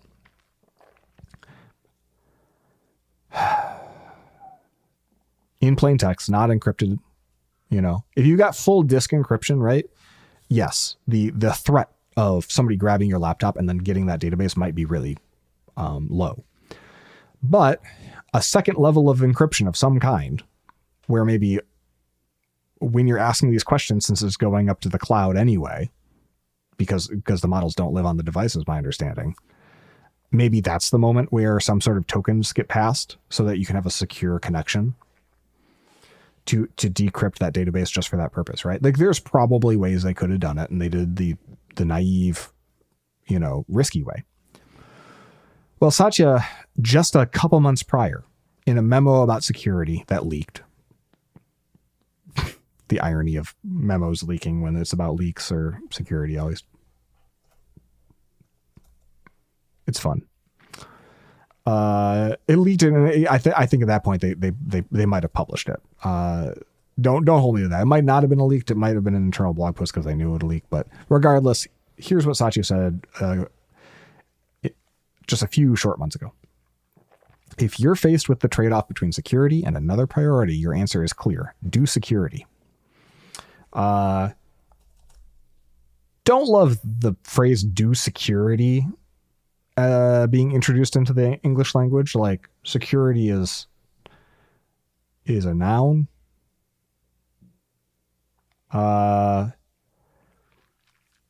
Do security. I think choose security would have been probably better. But we get the gist. Whatever the priority is, if security is, right up there in terms of trade-off, pick security. That coupled with, just recently, there was another ProPublica article about what caused the SolarWinds hack. And the SolarWinds hack was several years ago at this point, 2018 maybe. I don't have the year in front of me. The article, I'll link the article in the show notes. But basically ProPublica is like, hey, this Andrew Harris fellow who worked at Microsoft was complaining about this exact SAML exploit in Windows for years, to the point of like telling individual like high risk customers like the New York Police Department, hey, turn off this checkbox in your thing because there's this exploitable shitty thing. Went to Microsoft and their security people were like, nah, it's not a real risk. And then like that particular exploit appears to have been at the source of the SolarWinds hack, which was one of the most damaging hacks for US national security ever. So that came after the memo, that story. That was a recent story. I'll share that one. So whoops. Go back in time and wish you could have said that a few years ago, except wait, because there's another leaked memo, this time from Billiam Gates III, before he retired. While he was fucking an intern? Probably. Sorry. I want to be clear. I'm not saying what he did. He had an inappropriate relationship with an intern. While Gates was having an inappropriate relationship with an intern, that may or may not have resulted in the end of his marriage. Back in the halcyon days of 2002, he said in a leaked memo, so now, when we face a choice between adding features and resolving security issues, we need to choose security. So he says that in 2002. SolarWinds happens in 2017 or whatever, which is real bad. Satya's this spring saying, hey, choose security. Then they get on stage after that and announce these Copilot PCs with this recall feature that is like very comically insecure. The reason I pulled that sort of shot chaser series of stories is my takeaway is like, I have seen in person, secondhand, and through the media, so many frustrated CEOs who are like, they're in the position of ultimate authority in their company, but their direct reports, the people they talk to all day, are senior VPs and other C-level executives. And like, maybe they talk to directors every now and then, like, to be with the people, but they're not. The influence you can have on the culture of an organization is so indirect at that point that you can make all the proclamations that you want about how people should be and what kind of decisions that they should make. But I'll tell you what, Microsoft did not build a corporate engine, one of the top 3 most valuable companies on the planet, because they were optimizing for security. They built it because it was optimized for customer retention and revenue generation at really good margins. So companies get good at what they do. That's what Microsoft's good at. And lots of reinforcing systems are at play up and down the company, and everything from policies and procedures to the human culture to how the teams are organized. The fact security is just this, like, this one little kind of fiefdom over to a corner. And if they decide they don't think that something's a risk, then it just apparently gets thrown down the memory hole until you have a massive leak. So when these agitations happen, CEOs will very often vent that frustration downward in a memo or in an all hands meeting. And then they'll move on to the next thing, because that's when you're an executive. I have to imagine every day is a new crisis, and you can't just, you get paid too much to cover too many spinning plates to make it your personal mission to individually fix how a company does security. And if you complain to the whole company, fine. But that is pissing in the wind, because the systems of an organization is massive and is successful at doing anything but security at Microsoft. Sorry, not anything but security, but successful for different reasons than being secure. I mean, any company you've ever heard of is probably not, unless it's literally a security company, it's probably not successful because it was very focused on security at every step of the way, right? You got to have a product, you got to sell something. That's the game. And that's why, just like software quality, pretty much every successful company ends up with having a lot of blind spots when it comes to all these, what I call second order concerns, like quality or like accessibility or like security. If you're really serious, Satya, or whoever the CEO is, or whoever the leader is, about fixing a systemic problem inside of your system, complaining and leaked memos is not enough. You have to follow up with leveraging that authority to make deep systemic changes. And that means hiring leadership to run it, giving them a mandate and a hall pass to be a wrecking ball through other organizations if they have to. That means funding it. That means paying attention and getting that person in the room in the meetings that matter and building out the team that they can to make a meaningful difference.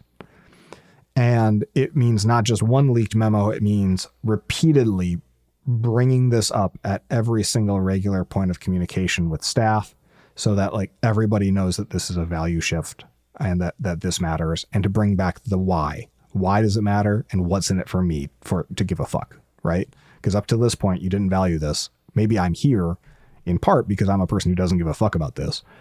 You have to explain why and what's in it for me. You know, why should I care as an employee? All the messaging stuff, all the structural stuff, like maybe that's happening at Microsoft, and Microsoft has done things like that. In fact, Satya did things like that, right? Because he came from Azure and at a time when Microsoft stock was in the tank and Ballmer was just fucking that chicken, trying to get as much shrink wrapped dollars out of box wrapped software as possible. And Satya and everyone knew that was a dead end. And so he came from a SaaS based, consumption based, metered API based world, and successfully pivoted the entire company to get the exact same corporations to pay, instead of seat licenses to Windows, annual licenses to Office 365 and Exchange and all the other add-ons, right? Or their products like Dynamics and CRM and all the Microsoft makes a million things, but they got them all to think differently about being a subscription cloud-based software provider and think less about selling, client software for cash money dollars. So they did it once, and I'm sure that was really hard, but that was still right in the crosshairs of an existential crisis of how are we going to make money? Security comes and goes because this ProPublica thing, everyone already forgot about. In fact, I shared that article with a friend and they were like, Microsoft stock is still up today. And my reply was, well, it's up less than it would have been if this article hadn't come out. Which reminds me of when the stimulus package passed in the beginning of Obama's presidency during the Great Recession. They were measuring success based on jobs made or jobs saved. So the stimulus is successful if it makes or saves a certain number of jobs. And so employers who took any amount of money had to report, I think with your taxes, how many jobs were saved by the use of this money or made by the use of this money. And because people like free money, they would say, oh, well, it didn't make any jobs, but it saved all these jobs. And now, of course, it's an unfalsifiable claim. How can you say this is, it was just, it's really, really difficult to think through these kinds of problems where doing a great job means nothing happens. Doing a great job means you never think about it again. And so when you just let it only be, like in the case of security at a company as big as Microsoft, just be a thorn in your side that's a PR disaster, and you just pay, and it happens every 9 months or every 3 years, that's just not enough to keep sustained energy, towards something that requires so much deep and structural change. And I think it is a hallmark of a good leader to see that there is maybe long-term upside to tackling something like that, or to decide that our company will be a stronger company if we demonstrate that we have values, and those values include checking these boxes and giving a shit about thoroughness and so on and so forth, than if we're just playing it fast and loose. A lot of executives out there, whether they're compensated quarter to quarter or whether they're just, it's easy to be cynical too. It's well, yeah, it's easier. It's cheaper for me to pay the piper and throw a lot of money at our PR firm and apologizing free. I'll get on TV and I'll apologize. Sure. Why not? It's probably net better for the company from a fiduciary responsibility to just let the terrible things happen, because the consequences of a big security break are mostly borne out by, in this case, the government and SolarWinds, or private companies. And it's not like they're going to all switch to Macs, because of it. In fact, a big reason why this guy's report was suppressed was because at the time, I don't know if it was the Jedi contract, but it was about GovCloud, and Microsoft was trying to make a case that like the government should partner with them as opposed to AWS for a lot of the government cloud computing. And then they did, and then SolarWinds happened. So what did they learn from that other than we did everything right because by doing it this way, we won the biggest contract that we could have hoped for in as we were growing out our cloud stuff. And if we'd disclosed this vulnerability, even in the act of fixing it, it might have threatened that contract. And then where would we be? Right.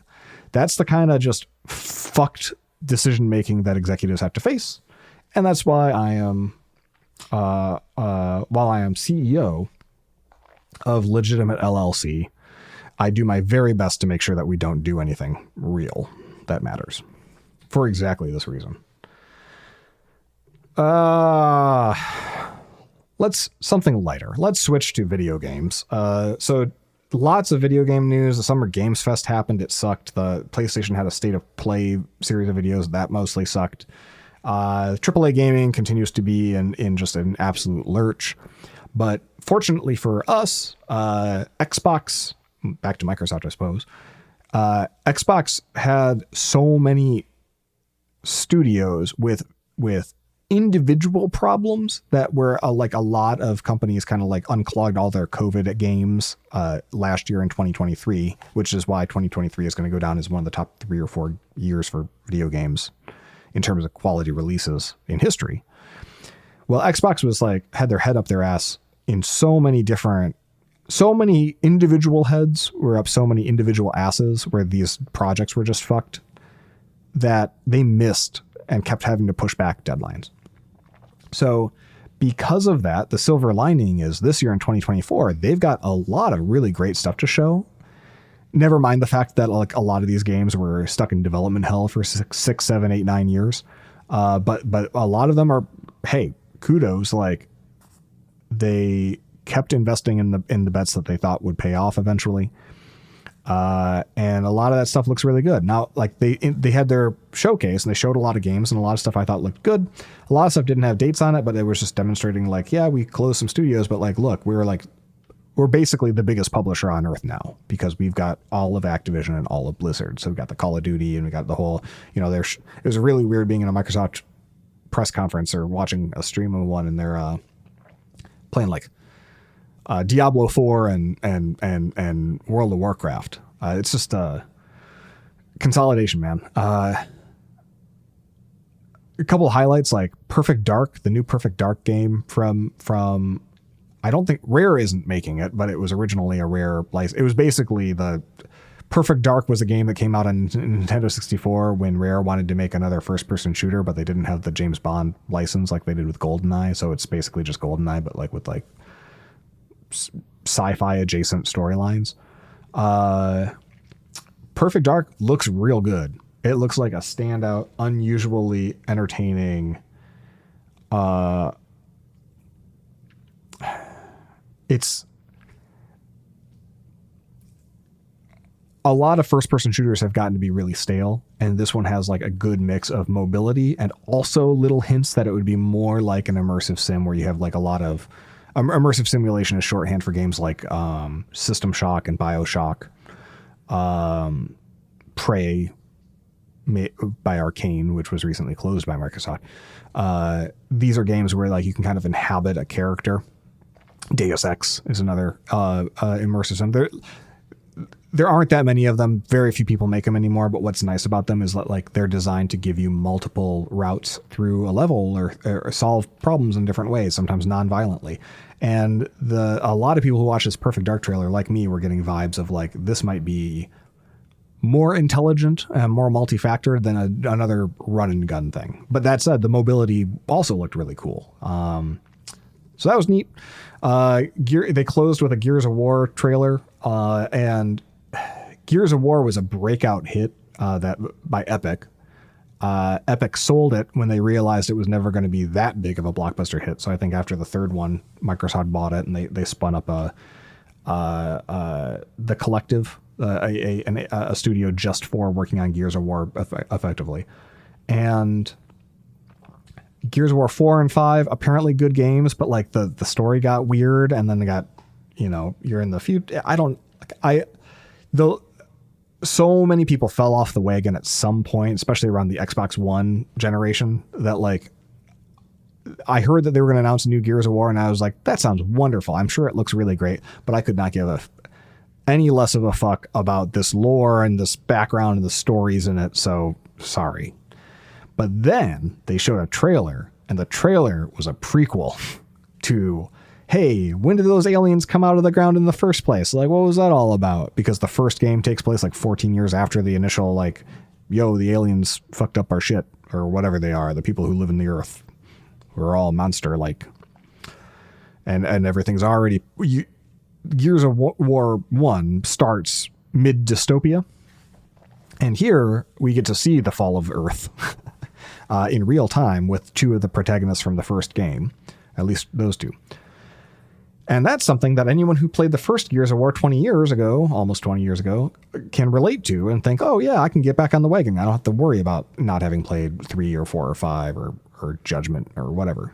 Now the flip side is how many, I'm going to say they're mostly dudes, how many people are still playing AAA games who played that first Gears of War game? Who gives a shit? I don't know, but being incredibly blessed to have been born when I was, I'm in that whatever that size of that slice of pie is in the chart. I'm in it. So I'm all ready to try out a new Gears of War with, I'm sure the collective is known for, and the Gears of War franchise is famous for taking full advantage of the latest Unreal Engine technology. So even though the game isn't developed by Epic anymore, one presumes relationships are good, or at least like the technology is well enough understood that like it's going to probably really, really show off the latest Unreal Engine 5 features. So that's cool. Speaking of really great graphics, the other standout for me from the Xbox Game Showcase was called Doom: The Dark Age. Basically similar to Quake, where you're kind of like in a more kind of medieval setting, well, vibe at least, or whatnot. This is Doom, and the Doom guy, who we now call the Doom Slayer, is back in the Dark Ages, and he's I guess killing people medieval style on behalf of the gods or whatever. It's who knows? It's going to be a whole bunch of just random looking monsters, and the point is you have a shield, and so it's like a sword and board, except instead of a sword you have a gun and various kinds of guns, and this shield that also has like a rotating chainsaw on it, so you can block but also throw it like a boomerang and have it saw up guys and come back to you. And the pacing just looked more, not slower, but more deliberate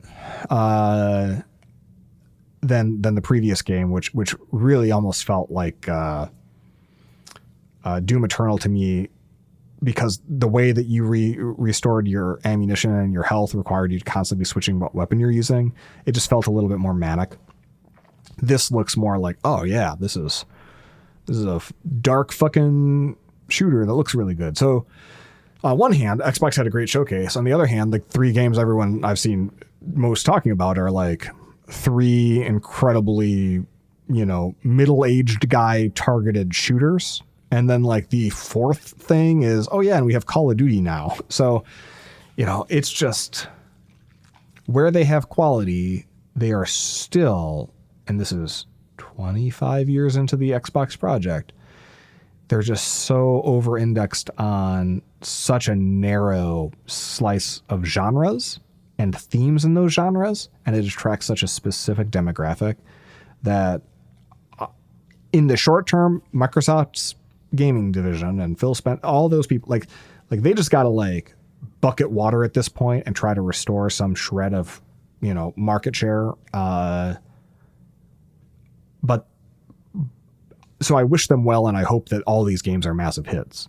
But they've really got to expand their range, and the ways that they've been doing that by investing in other studios are in many ways promising, and a lot of good stuff's been shipped, but none of it's really hit. It makes one wonder whether or not they should, given how fast and powerful mobile games are, they should start consider trying to go to where the players are instead of getting people to play all this shit on Xbox and PC. Meanwhile, talking about companies that are killing it. I in the last version of the episode, I talked about Nintendo and how they have made more profits, more dollars of money that goes into the bank and investors' hands in the Switch era than in all of the, I suppose, 115 years prior to that combined. And the way that they did it was 10, 12, 13 years ago, like around, well, the Wii really, in 2007, they made an explicit case that they weren't going to chase HD graphics.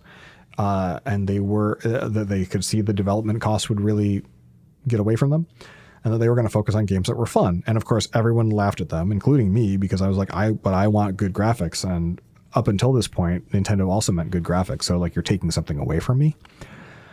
But now, in many ways, because they've been able to remain so profitable, the business is so much healthier that they are following through on making good games and shipping those good games in a state where they don't need a million patches to work.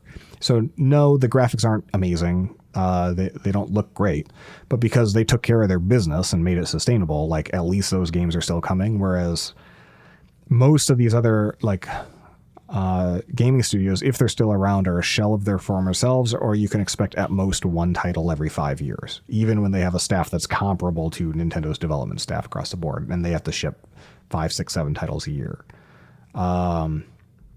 So they showed a new Zelda game. It's kind of top-down style, which I was all about. I was actually just thinking the other day, like, now that they only have a unified platform where the Switch is simultaneously a mobile and a TV system, top-down Zelda games are a different thing than 3D, AAA style blockbuster Zelda games have become. And that genre is really interesting. It's puzzly and platformy, and it's a different pace of play. And this one's way different because it stars Zelda, and instead of just having a sword, it's got all kinds of puzzle elements that are actually kind of, if anything, maybe inspired by the 3D games, where you have the ability to mirror images or mirror items, even enemies, and you can solve problems with physics, like bouncing on a trampoline or creating a column of water cubes and then swimming up that to get to higher ground. It looks really, really cool. And it's the kind of, it's a lower budget thing for sure, because it's a 2D, 3D style. But that means they're shipping something this year. And so this is probably the Switch's last holiday season before the Switch 2 gets announced, which is probably going to be next spring. And everything that they offered up, was such a great fit for their particular unique advantage of having studios that are able to turn out relatively low cost games in a relative hurry. So they were able to show a brand new Zelda game, big brand, looks like a fun game, just doesn't have amazing AAA graphics. They showed the first new Mario and Luigi RPG game. Mario and Luigi started on Game Boy, but it was like a spiritual successor to Mario RPG and Paper Mario kind of. And it's written to be funny. I don't think the sense of humor is really my cup of tea. But it's a turn-based role-playing game with little bits of action elements. Art is simple but nice. So they're going to roll out another Mario and Luigi game for the first time in a long time this fall. They're taking a Donkey Kong Country Returns game, which I think is the one that you played with the bongos on Wii. I'm pretty sure I had the bongos, and I'm pretty sure it was a bad time. Well, there's no bongos anymore, but that game is back in an HD release. I think maybe the third time it's been released. I think it also came out on 3DS. Another thing Nintendo does, right? Like take an own property, and then now they got this bigger audience. So let's just, put some spit polish on this and put it out again. And kids these days, they're not going to know any better because they didn't have a Wii or a 3DS to play this game on. And same goes for Luigi's Mansion 2. So that's also getting an HD re-release on Switch. So it's all shit this year that they were able to pump out from probably some number of internal studios and some that they farmed out to third parties. Like they often, for re-releases and HD remasters and stuff, they'll hire contract firms, agencies for those. They're going to make more fucking money off these games, which are that's 2 remakes, and 2 really low cost games. Oh, and then the last one, Mario Party. They're making a new Mario Party game, and that's probably running the same engine as all the other Mario Party games. just with new mini games and new modes, right? So that's 5 games that should cost them very little and will probably sell more copies in absolute terms than almost anything that Microsoft and Sony announced that's shipping this year. And also the margins on that is going to be so much higher that if you're trying, hey, this is not investment advice, but if you're trying to decide, should I invest in Xbox, Sony, or Nintendo, as if those were 3 stocks that you could pick from, boy, like, this is what it looks like to be a smooth operator. This is exactly the year that you would stack all these releases, get them out the door, and then save your showcases for the next console, that's going to come out probably next year. And I hope they call that Super Switch. I'm on the record. Super Switch would be a fun, lighthearted name that they almost certainly will not use. Recommendations. So that's all I got for the news. Recommendations is the stuff that I've been doing, watching. I'm writing one now because I forgot about it. I mentioned Idea Man earlier, a new Disney Plus documentary on Jim Henson. I was watching it and I was like, this is really good. Why is this so good? How is this so good? And then at the very end, after I was glued to it for 2 hours, it was like, by Ron Howard. And I was like, yes. This is not like some throwaway documentary that somebody in, some recent film school grad got greenlit by Netflix to slap some shit together. Like, Disney's documentaries have actually almost all been fairly well produced, often by big names. So Idea Man by Jim Henson. If you don't know Jim Henson's life story, actually I kind of did know his life story, but like seeing it through this lens and through his lived work and all the found footage, well, not found footage that they had from his work, from the Children's Television Workshops archives from Sesame Street, from stuff before then, from his childhood, even from everything that he did in Muppet Show. And anyway, don't listen to me. Just watch it. That's an actual recommendation. Another documentary that also exists that I would not necessarily recommend was Disney Plus also has one about Kojima. It's a short, hour-long-ish thing, and it's ostensibly is about Hideo Kojima, the creator of Metal Gear Solid, but it's tracking the development of Death Stranding, which was an interesting game because it's kind of non-violent, meaning it's not about guns and shooting, but it is really dark, and it's about a dystopia and these, like, it's a very spiritually kind of fucked world with these. When you die, if your body isn't burned or whatever the right way, you become this like weird poltergeisty thing, and those poltergeisty things fuck up your business. But also, hey, you play Norman Reedus from The Walking Dead because he's been body scanned so accurately, and your job is to be a delivery person, and you're shipping. You're basically like a Amazon guy, and you're just sending boxes from point to point to reconnect America. And the story is all over the place. And like I fell off it. It wasn't my cup of tea. But like this documentary was insufferable because a whole bunch of people like the band Churches, random pop culture people would talk about how Hideo Kojima is so brilliant. And it was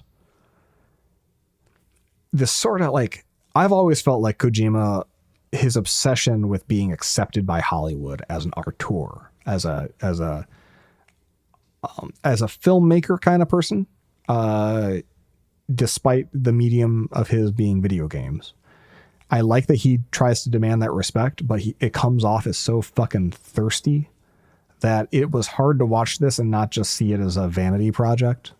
And he's made just enough friends in Hollywood and so forth to prop him up and talk him up that I'm not sure any of them. Did the girl from Churches play any of his games? I don't know. I kind of doubt it. Oh yeah. Sorry. I wasn't thinking of the girl. It was the whole band Churches. I doubt they played their games, but who I was really thinking of was Grimes. Like Grimes shows up a lot. Like I don't know who Grimes is. I don't like that she calls herself Grimes. Does she look grimy? Not mine to judge, but her past association with having one child with Elon, I don't know. Anything Elon touches at this point, I'm gonna I'm downvoting how much I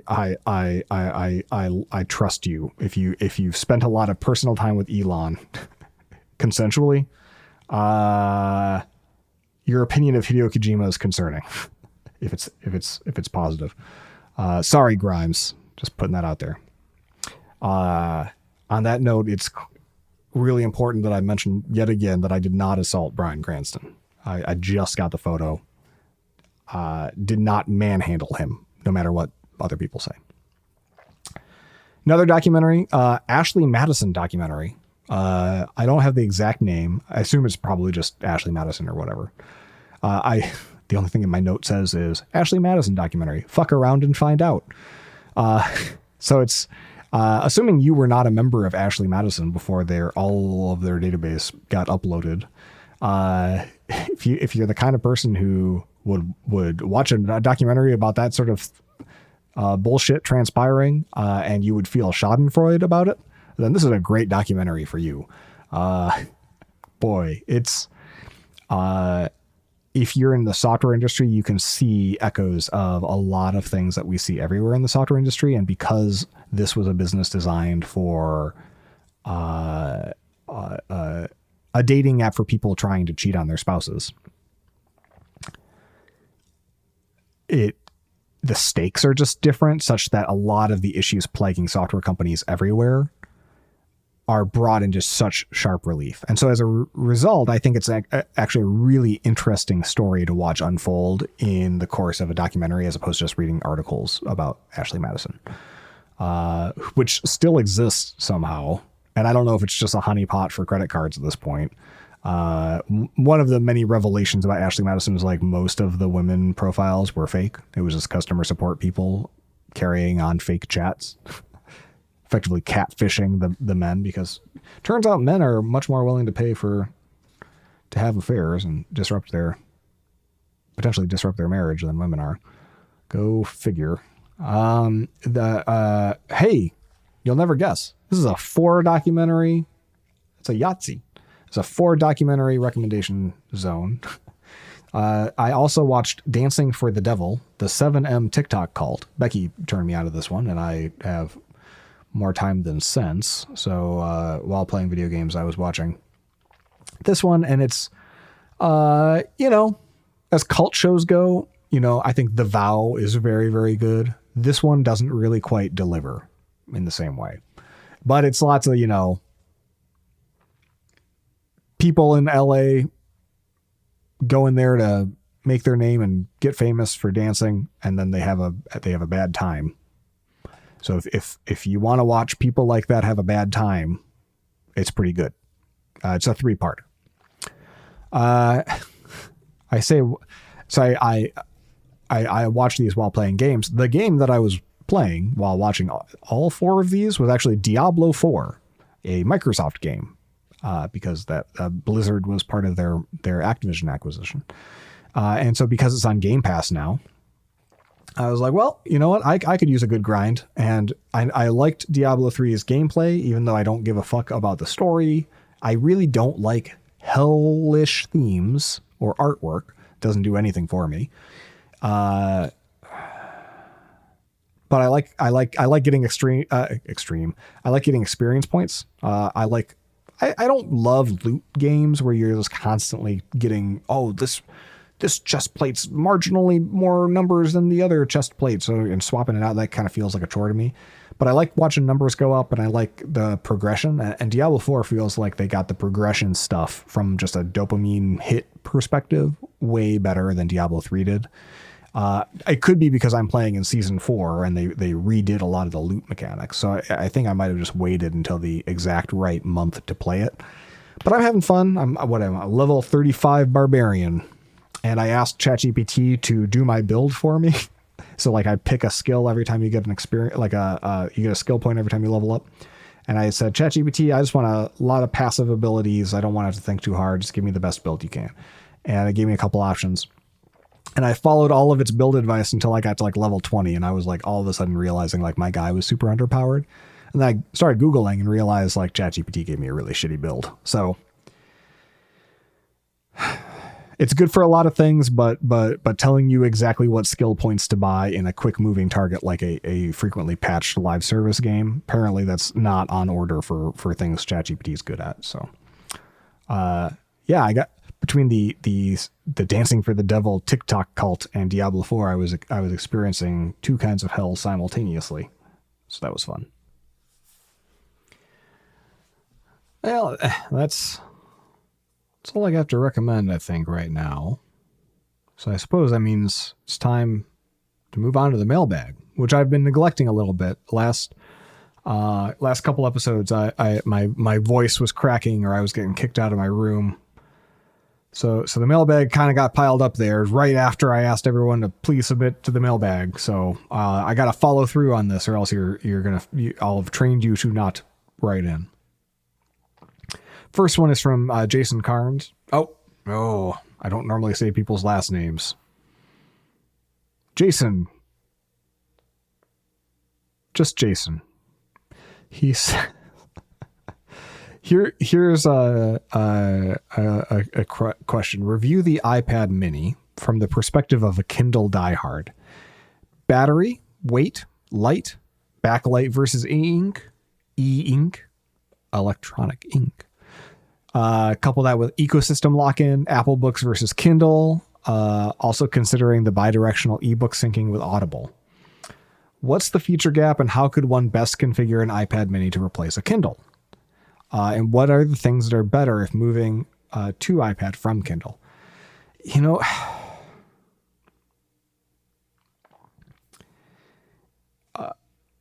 Kindle has the best bookstore, full stop. They own Audible, which is the only real show in town for audio books. And so they can sync their books and the audiobooks. Their advantage on the content side is dramatic. Of course, Audible is a better app on the iPhone or the Apple Watch than it is on the Kindle. On modern Kindles, you can play Audible books, pair Bluetooth and stuff, but it's clunky. The Kindle app is also fine. But what it comes down to for me is that when I'm on an iPad, even if at one point I had a paper-like screen cover so it would feel more matte and tactile. When I'm on an iPad, reading an ebook doesn't feel like I'm reading a book. It feels like I'm reading a frustratingly long article sideways. And my brain is too smart for that. And additionally, if you've got one of the Kindles that has hardware page turn buttons, which I guess by one of, I mean strictly just the Oasis, which isn't even my favorite one. I think the Paperwhite is superior in a lot of ways. It's just hard to recommend. If you're a book reading person, it's hard to recommend. First of all, Apple's bookstore over Kindle. I think the Amazon Kindle store is just better. I think the way that things got to be the way that they are is terrible, right? There was an antitrust suit, and then Apple lost when it was Amazon who probably should have been on trial and then should have lost.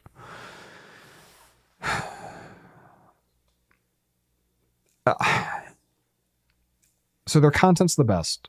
So that's the ecosystem you'd want to be in, even if you're otherwise an Apple person. The other reason that reading a book on an iPad, regardless of the size of the iPad, is not my jam is because its general purpose, like on the hierarchy of shit that Justin wants to do at any minute, right? Like, number 1, play video games. Number 2, drink vodka. Number 3, eat fried food, right? Go down number 27, build websites and apps and podcasts and blogs. Number 45, build software that somebody else wants me to build. I'm just going down like the list of shit that I like to do.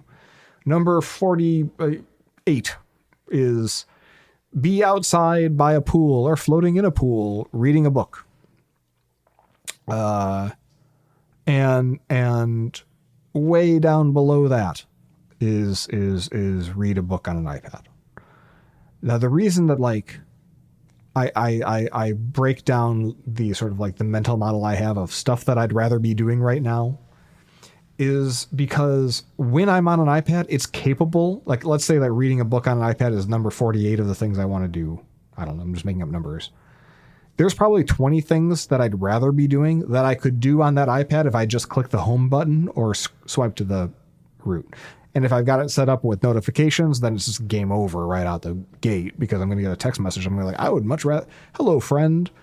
I haven't talked to you in years, but like texting with you about nonsense sounds so much nicer than reading this book because that seems hard. So if you're a kind of person who genuinely likes reading books more than doing all these other things that are more distractible, it's social media or whatever it is, such that you could have an iPad and you could read a book on it and you could like not get sucked into all that. I literally am looking at an iPad right here that is logged into an iCloud account, that isn't my main one. So I cannot access shit. All I can do is watch Disney Plus documentaries, hit the space bar on my keyboard and be like, motherfucker, and then tap the pause button. It's all I can do with that iPad. There's like nothing on it. Because what happened for years is like, even when I was just trying to watch fucking TV and stuff, if I could text message from it, I would like get sucked into like, oh yeah. And then now I'm reading an article and I'm sharing this over here. So iPads as general purpose devices just don't lend themselves to me for like, it is very hard for me to get into I am here to consume content in a single threaded way. I want to create and share and span out and I want to read 100 articles before I want to read a chapter of a book. That said, reading books can have benefits and, it's like eating your vegetables, right? Slows the brain down, gets you to think bigger picture about a lot of stuff. So reading books is good, but like iPad is a hostile environment for that kind of focus for me. So I can't recommend it to anyone because I just assume everyone's like me because why wouldn't you want to be like me? Because I'm fucking great. So if that's you, great. So that's the reason number 2. Reason number 1, I would say feel and ergonomics. Kindle's better. The touchscreen sucks, but the fact that it's like, a true matte display and it's front lit and only when necessary versus a backlit screen blowing at you. Second reason being the distractibility, the general purpose nature of the iPad makes it bad for focus. The third reason I'd say is sunlight. Like almost all of my reading happens outside, almost always by a pool, either my own pool or a nearby resort's pool. Like this is just part of like Orlando life. And because it's the Sunshine State, if I were to read an iPad by a pool 10 months out of the year, it would overheat because that glass on the front is transparent and it will suck all those sunlights up. And those sun rays go into the machine and then the machine gets too hot.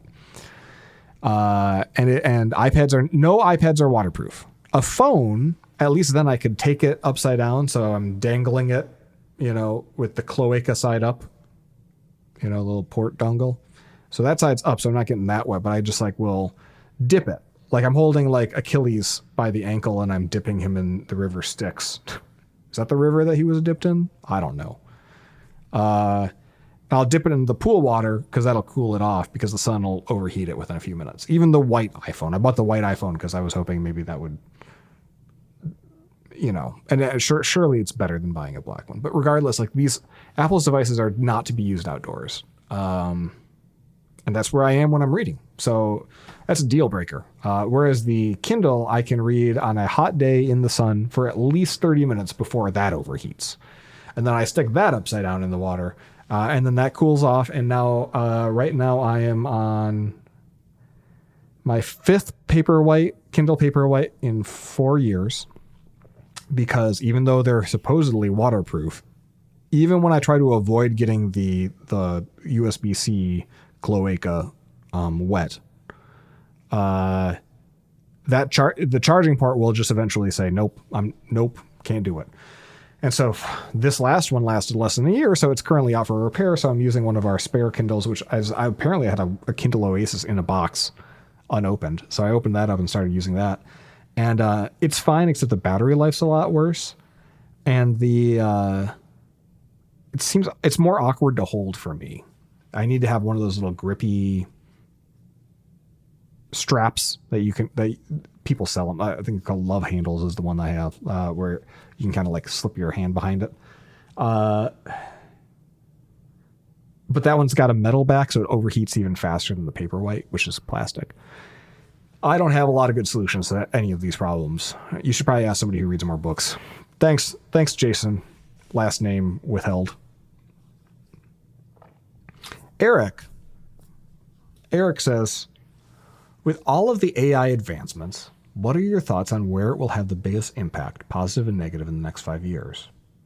Are writers and small-scale image creators the most at risk? So this is a question that's like right in the bullseye of the blog post I was talking about earlier, and I feel like I did a bad job explaining. So hope you check that out. This question,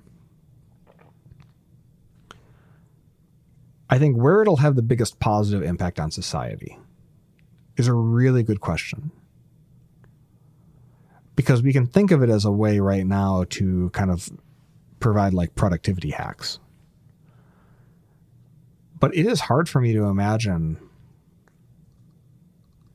a societal level good created from, like, for example, like large language models that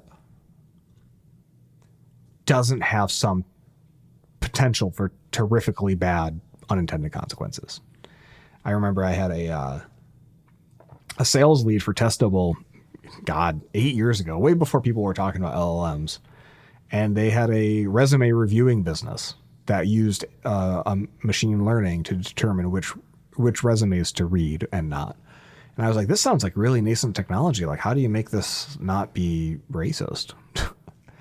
Like, how do you make it not just reinforce everyone's biases? And the guy on the phone he was like the CEO. Never heard that question. Never thought about it. No answer.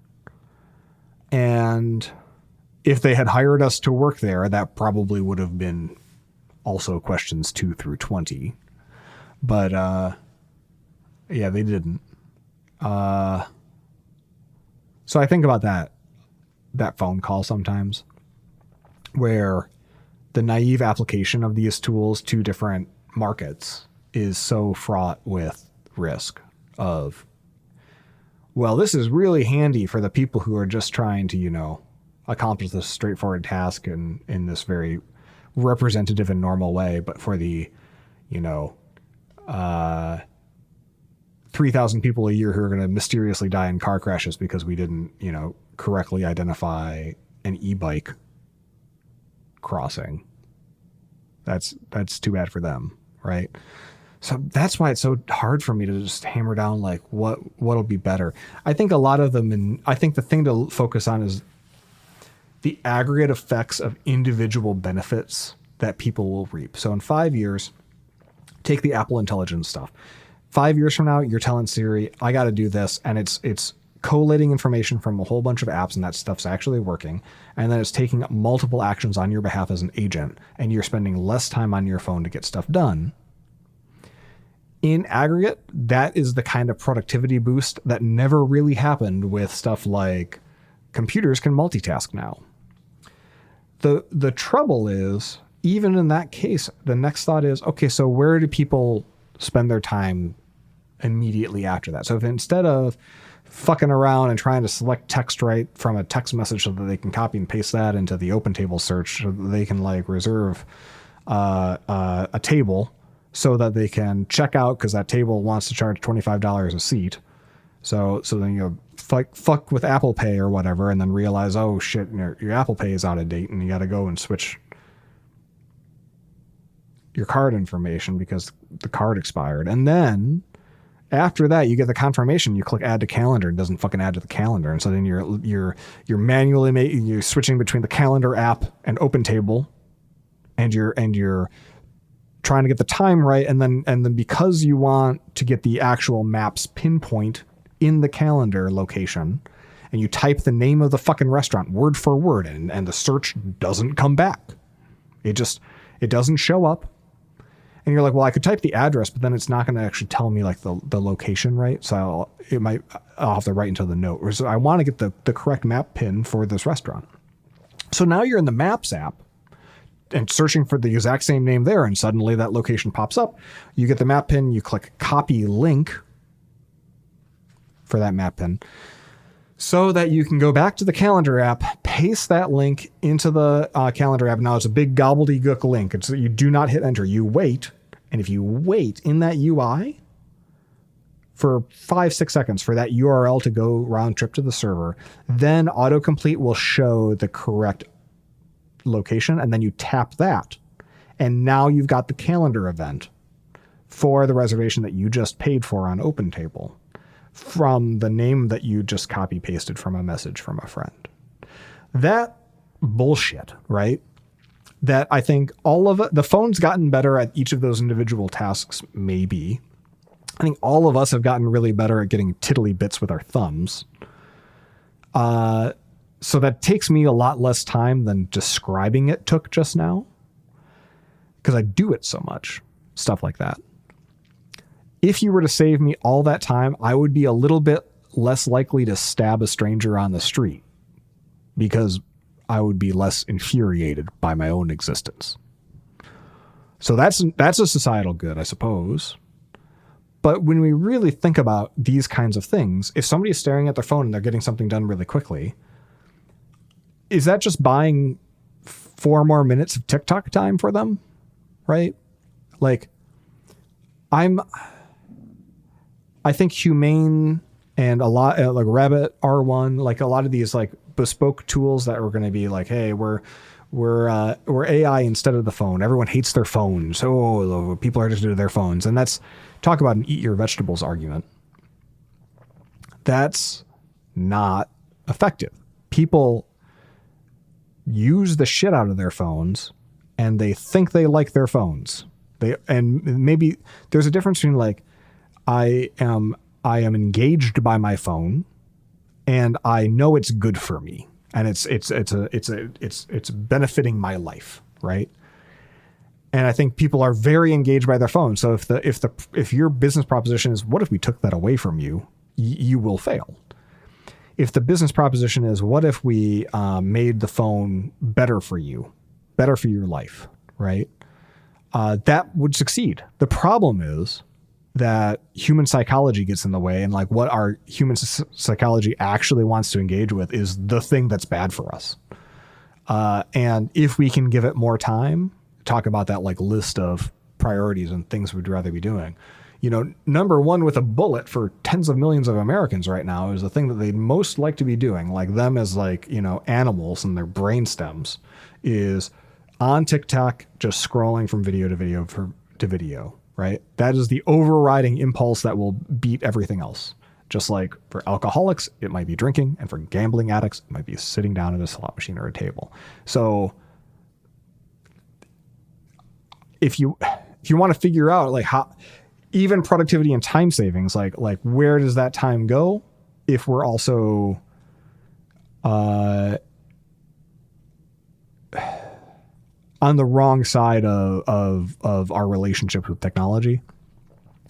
If it can save us a bunch of time doing the kind of drudgery of our existence, like booking restaurants and getting in the calendar correctly, I'm not confident that we have some enlightened response after that. Be like, oh, good, I'm just gonna like keep the phone in the box and have a meaningful conversation with my cousin. It's unlikely to me. One reason I like the Vision Pro so much is because it is immersive. It feels really silly doing trivial shit. But the phone is a trivial piece of shit. It's a little piece of glass. And when trivial shit pops up on it, it is of a kind, right? Scrolling through nonsense ads and stuff on a phone feels supernatural because it's just a little thing in your hand. But being in an immersive full screen environment, whatever the analog for that is, seems ridiculous. So the scope and scale and the all-encompassingness of a full room VR environment demands a certain level of not reality, but meaning, like seriousness. Yeah, seriousness. That's the word. Whereas the triviality of just having like a little phone on your in your hand lends itself to trivial exercises. And I think having like something that's really immersive lends itself to serious exercises. And with the Mac in the middle, I'm a middle level of addicted, right? Like I'm more likely to keep swiping to refresh on my phone than I am on my computer, but I still do that a little too much, and check the same websites over and over or whatever it is. Check my mail repeatedly. But on the Vision Pro, I never do that once. Never even comes to my mind. Even when all I'm doing is operating a Mac via the Vision Pro. So anyway, I think it's less than what's the good impact and what's the bad impact, Eric. I think it's more there will be impacts and every impact will have either a winner and a loser, or it will benefit us in some material way, and then the knock-on effects or the unintended consequences will hurt us in an unintended way. And over the course of a 5-year time horizon, I would just assume not that we're at super intelligence, but that things have stabilized to the point where we see those patterns more clearly. And now the problem definition is less like it is today. Spooky AI, hand-wavy, doomsaying, which is kind of how it reads to most people when people raise the specter of how AI could be bad. Just like, the same degree to which like how AI will be awesome is like, frustratingly hand-wavy and abstract and not really rooted in anything because no one really knows the future. I think 5 years from now, what's going to happen is both sides are going to have some like really fucking clear arguments, stuff to argue about, and a clearer sense of like, what should we do? Your second question, are writers and small scale image creators the most at risk? Only if they get paid to write and to create images. I'm a writer and I'm a small scale image creator. Well, no, I sometimes I used to Photoshop a lot. I used to sketch a little bit, but not really. I'm a writer though. I'll take that, but I don't get paid for it. So I'm not at risk. But if you get paid for content, and this is in the post that I referenced earlier that I wrote last week, if you get paid to create content, you are effectively, your income depends on information scarcity, and Web 2.0 and social media made information so much less scarce that the cost per word for a newspaper writer or the equivalent blogger just kept going. It was a race to the bottom because like a bunch of other bozos want that job, will produce a bunch of, words for cheap or for free because we can just embed a bunch of tweets and those words are going to be viral. So they're easier to find, right? DeviantArt disrupted a bunch like of paid commissioned work because people would just like go there and copy and paste shit. And there's a social, like image platform, I suppose. Now here we are in, I guess, Web 4 with AI, and like the proximal value of a piece of content is going to be nothing because everything's going to be infinite.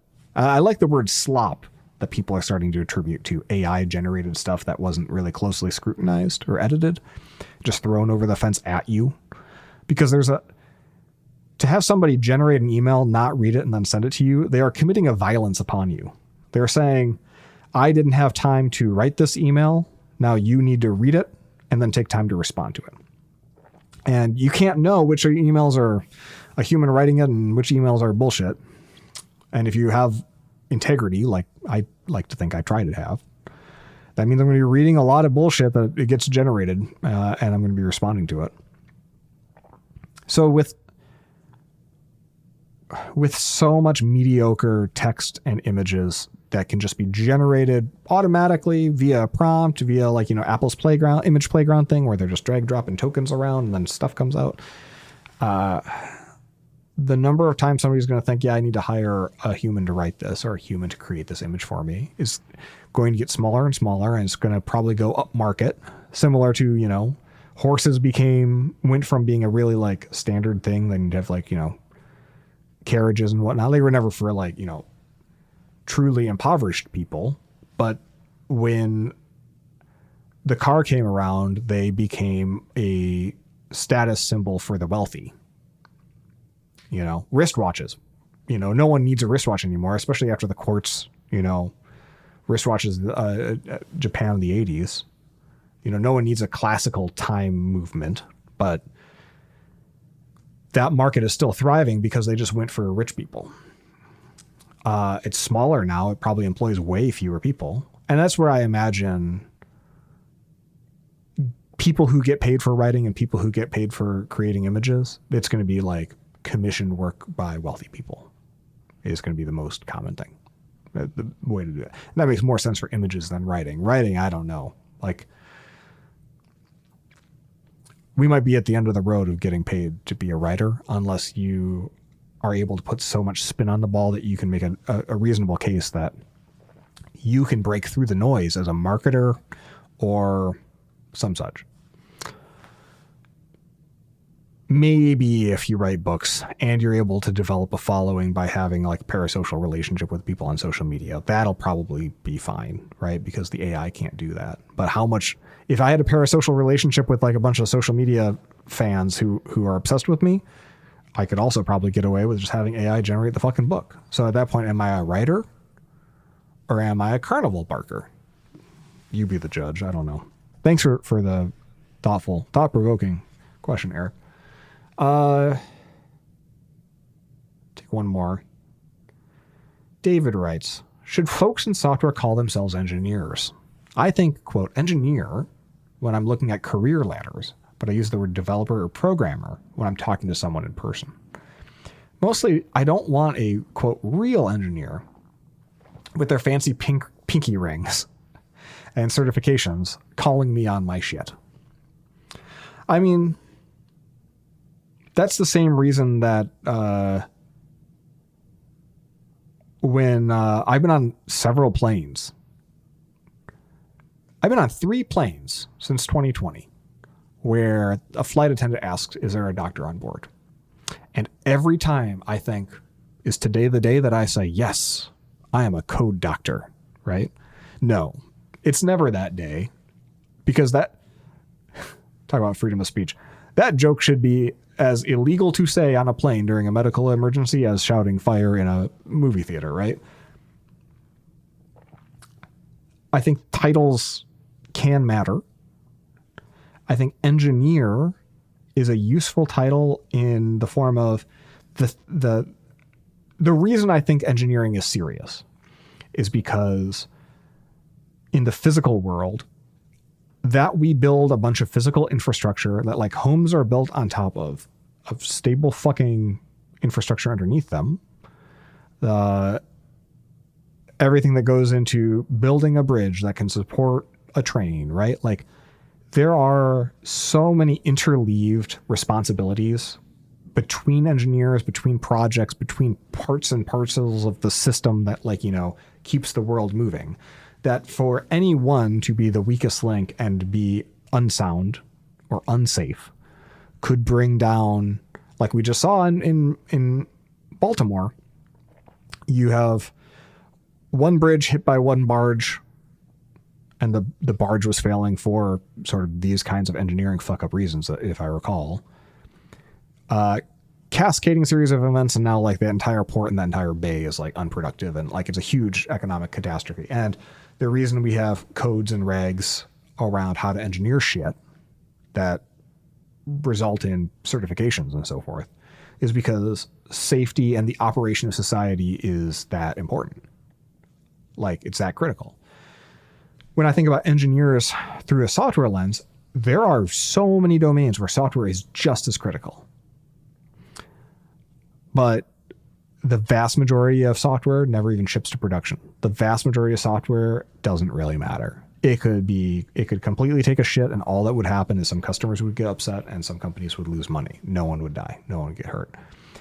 So to answer this question, I think what would be a valuable exercise is for society or the industry to take a hard look at what are the software jobs where if everything went really, really bad, people would die.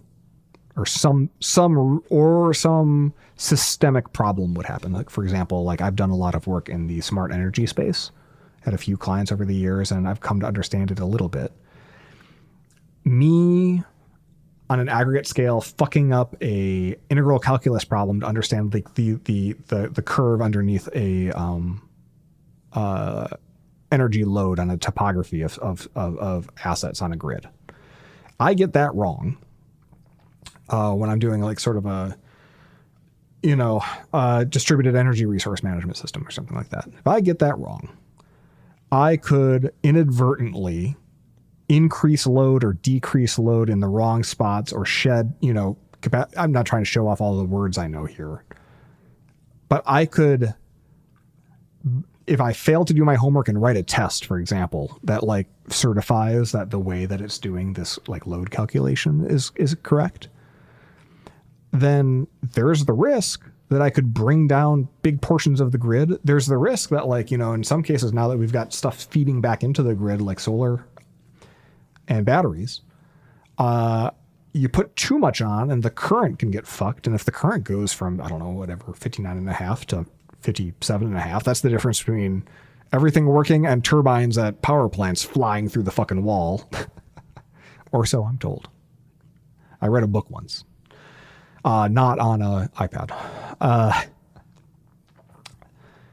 So I feel like that's you do that 30-second analysis and you're like, you know what? I think we're engineers now.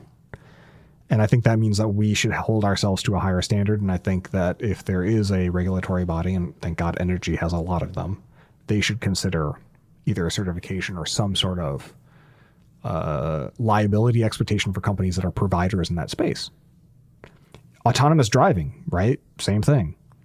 SpaceX posted a picture of the very cool, very sleek, big TV screen that would be the primary control panel for the their human crewed space capsule. And it was the tweet was somebody who's excitedly saying like, wow, this is like the Chromium thing, and it's got my React framework running it. And I was like, the fuck you say? Like, so now he's whoever, spaceman, we got David Bowie and a Space Oddity up there. And we've got a browser engine that is pretty reliable, but definitely consumes way more memory than it needs. And definitely the longer you keep it running, the more it's going to consume. And then layered on top of that, all of this JavaScript crap that it works if you do everything perfectly, but no one even writes tests, much less does everything perfectly. So who knows, right? Like in a moment of crisis, it's like, oh shoot, we're RAM constrained. And I clicked this button and then nothing happened because they didn't test it and like with the kind of latency that I'd be experiencing here in space. And now my oxygen didn't recirculate, and that's how I died because of React.js. That, you compare that, and it's just such a stark example. You compare that to the kind of stories you hear about what software was like on the Apollo missions. That was math and paper and hard work, Those programs also had bugs, for sure. It's not like they wrote a mathematical proof for each of them. It was simpler times, but there was a far higher amount of understanding of every line of code up there, such that, like you see this in movies, right? It's like somebody's thumbing through like the actual, like, the code manuals and being like, aha, yes, this code means this, and here's the source and so forth. And they can reverse engineer it. It's like if you got your Joe React application up there in space and the spaceman is saying, hey, I'm tapping this and nothing's happening, you have no introspectability. Let's say you even get a command log or something and you're somehow able to remote into that version of Chrome and you're looking at the console log. How many times are you able to fix a JavaScript app while it's running? Like the solution's got to be refresh the page or reboot the thing and hope that, you don't need to have any mission critical stuff happen in the next. Hopefully you're not in the middle of a controlled burn on some trajectory. That should be engineering with a capital E, and that should be regulated, and that should be, otherwise what we're going to end up with is all of this rickety ass bullshit of Jenga towers piled up next to each other. And we're going to find ourselves in a situation where it's not that planes are going to start falling out of the sky left and right. It's going to be that progress will be impossible because integration will be unrealistic to get these things to lean on each other. Everything's going to have to get thrown out and rewritten for each new thing, and everything's going to have to stand alone. It's a dark way to look at it, I guess. But I think that heuristic of could people conceivably die if everything that I did went to shit and toppled over all the dominoes connected to the thing that I am doing. If so, I'm an engineer, and that should be replete with all of the expectations of that title. Otherwise, I'm just a programmer, and that's what I am. I'm a programmer. Thank God for all of your sakes that I'm just a programmer. So David, thank you for that question. That's fun to think about. Well, that'll just about do us. I'm gonna edit this and get some food, and then I'm gonna look forward to a long night of either sleeping or being woken up by my watch, and then getting mad because it says I'm snoring and I'm clearly not snoring. So wherever you're at, just be glad that you won't be listening to me snore tonight. Bye.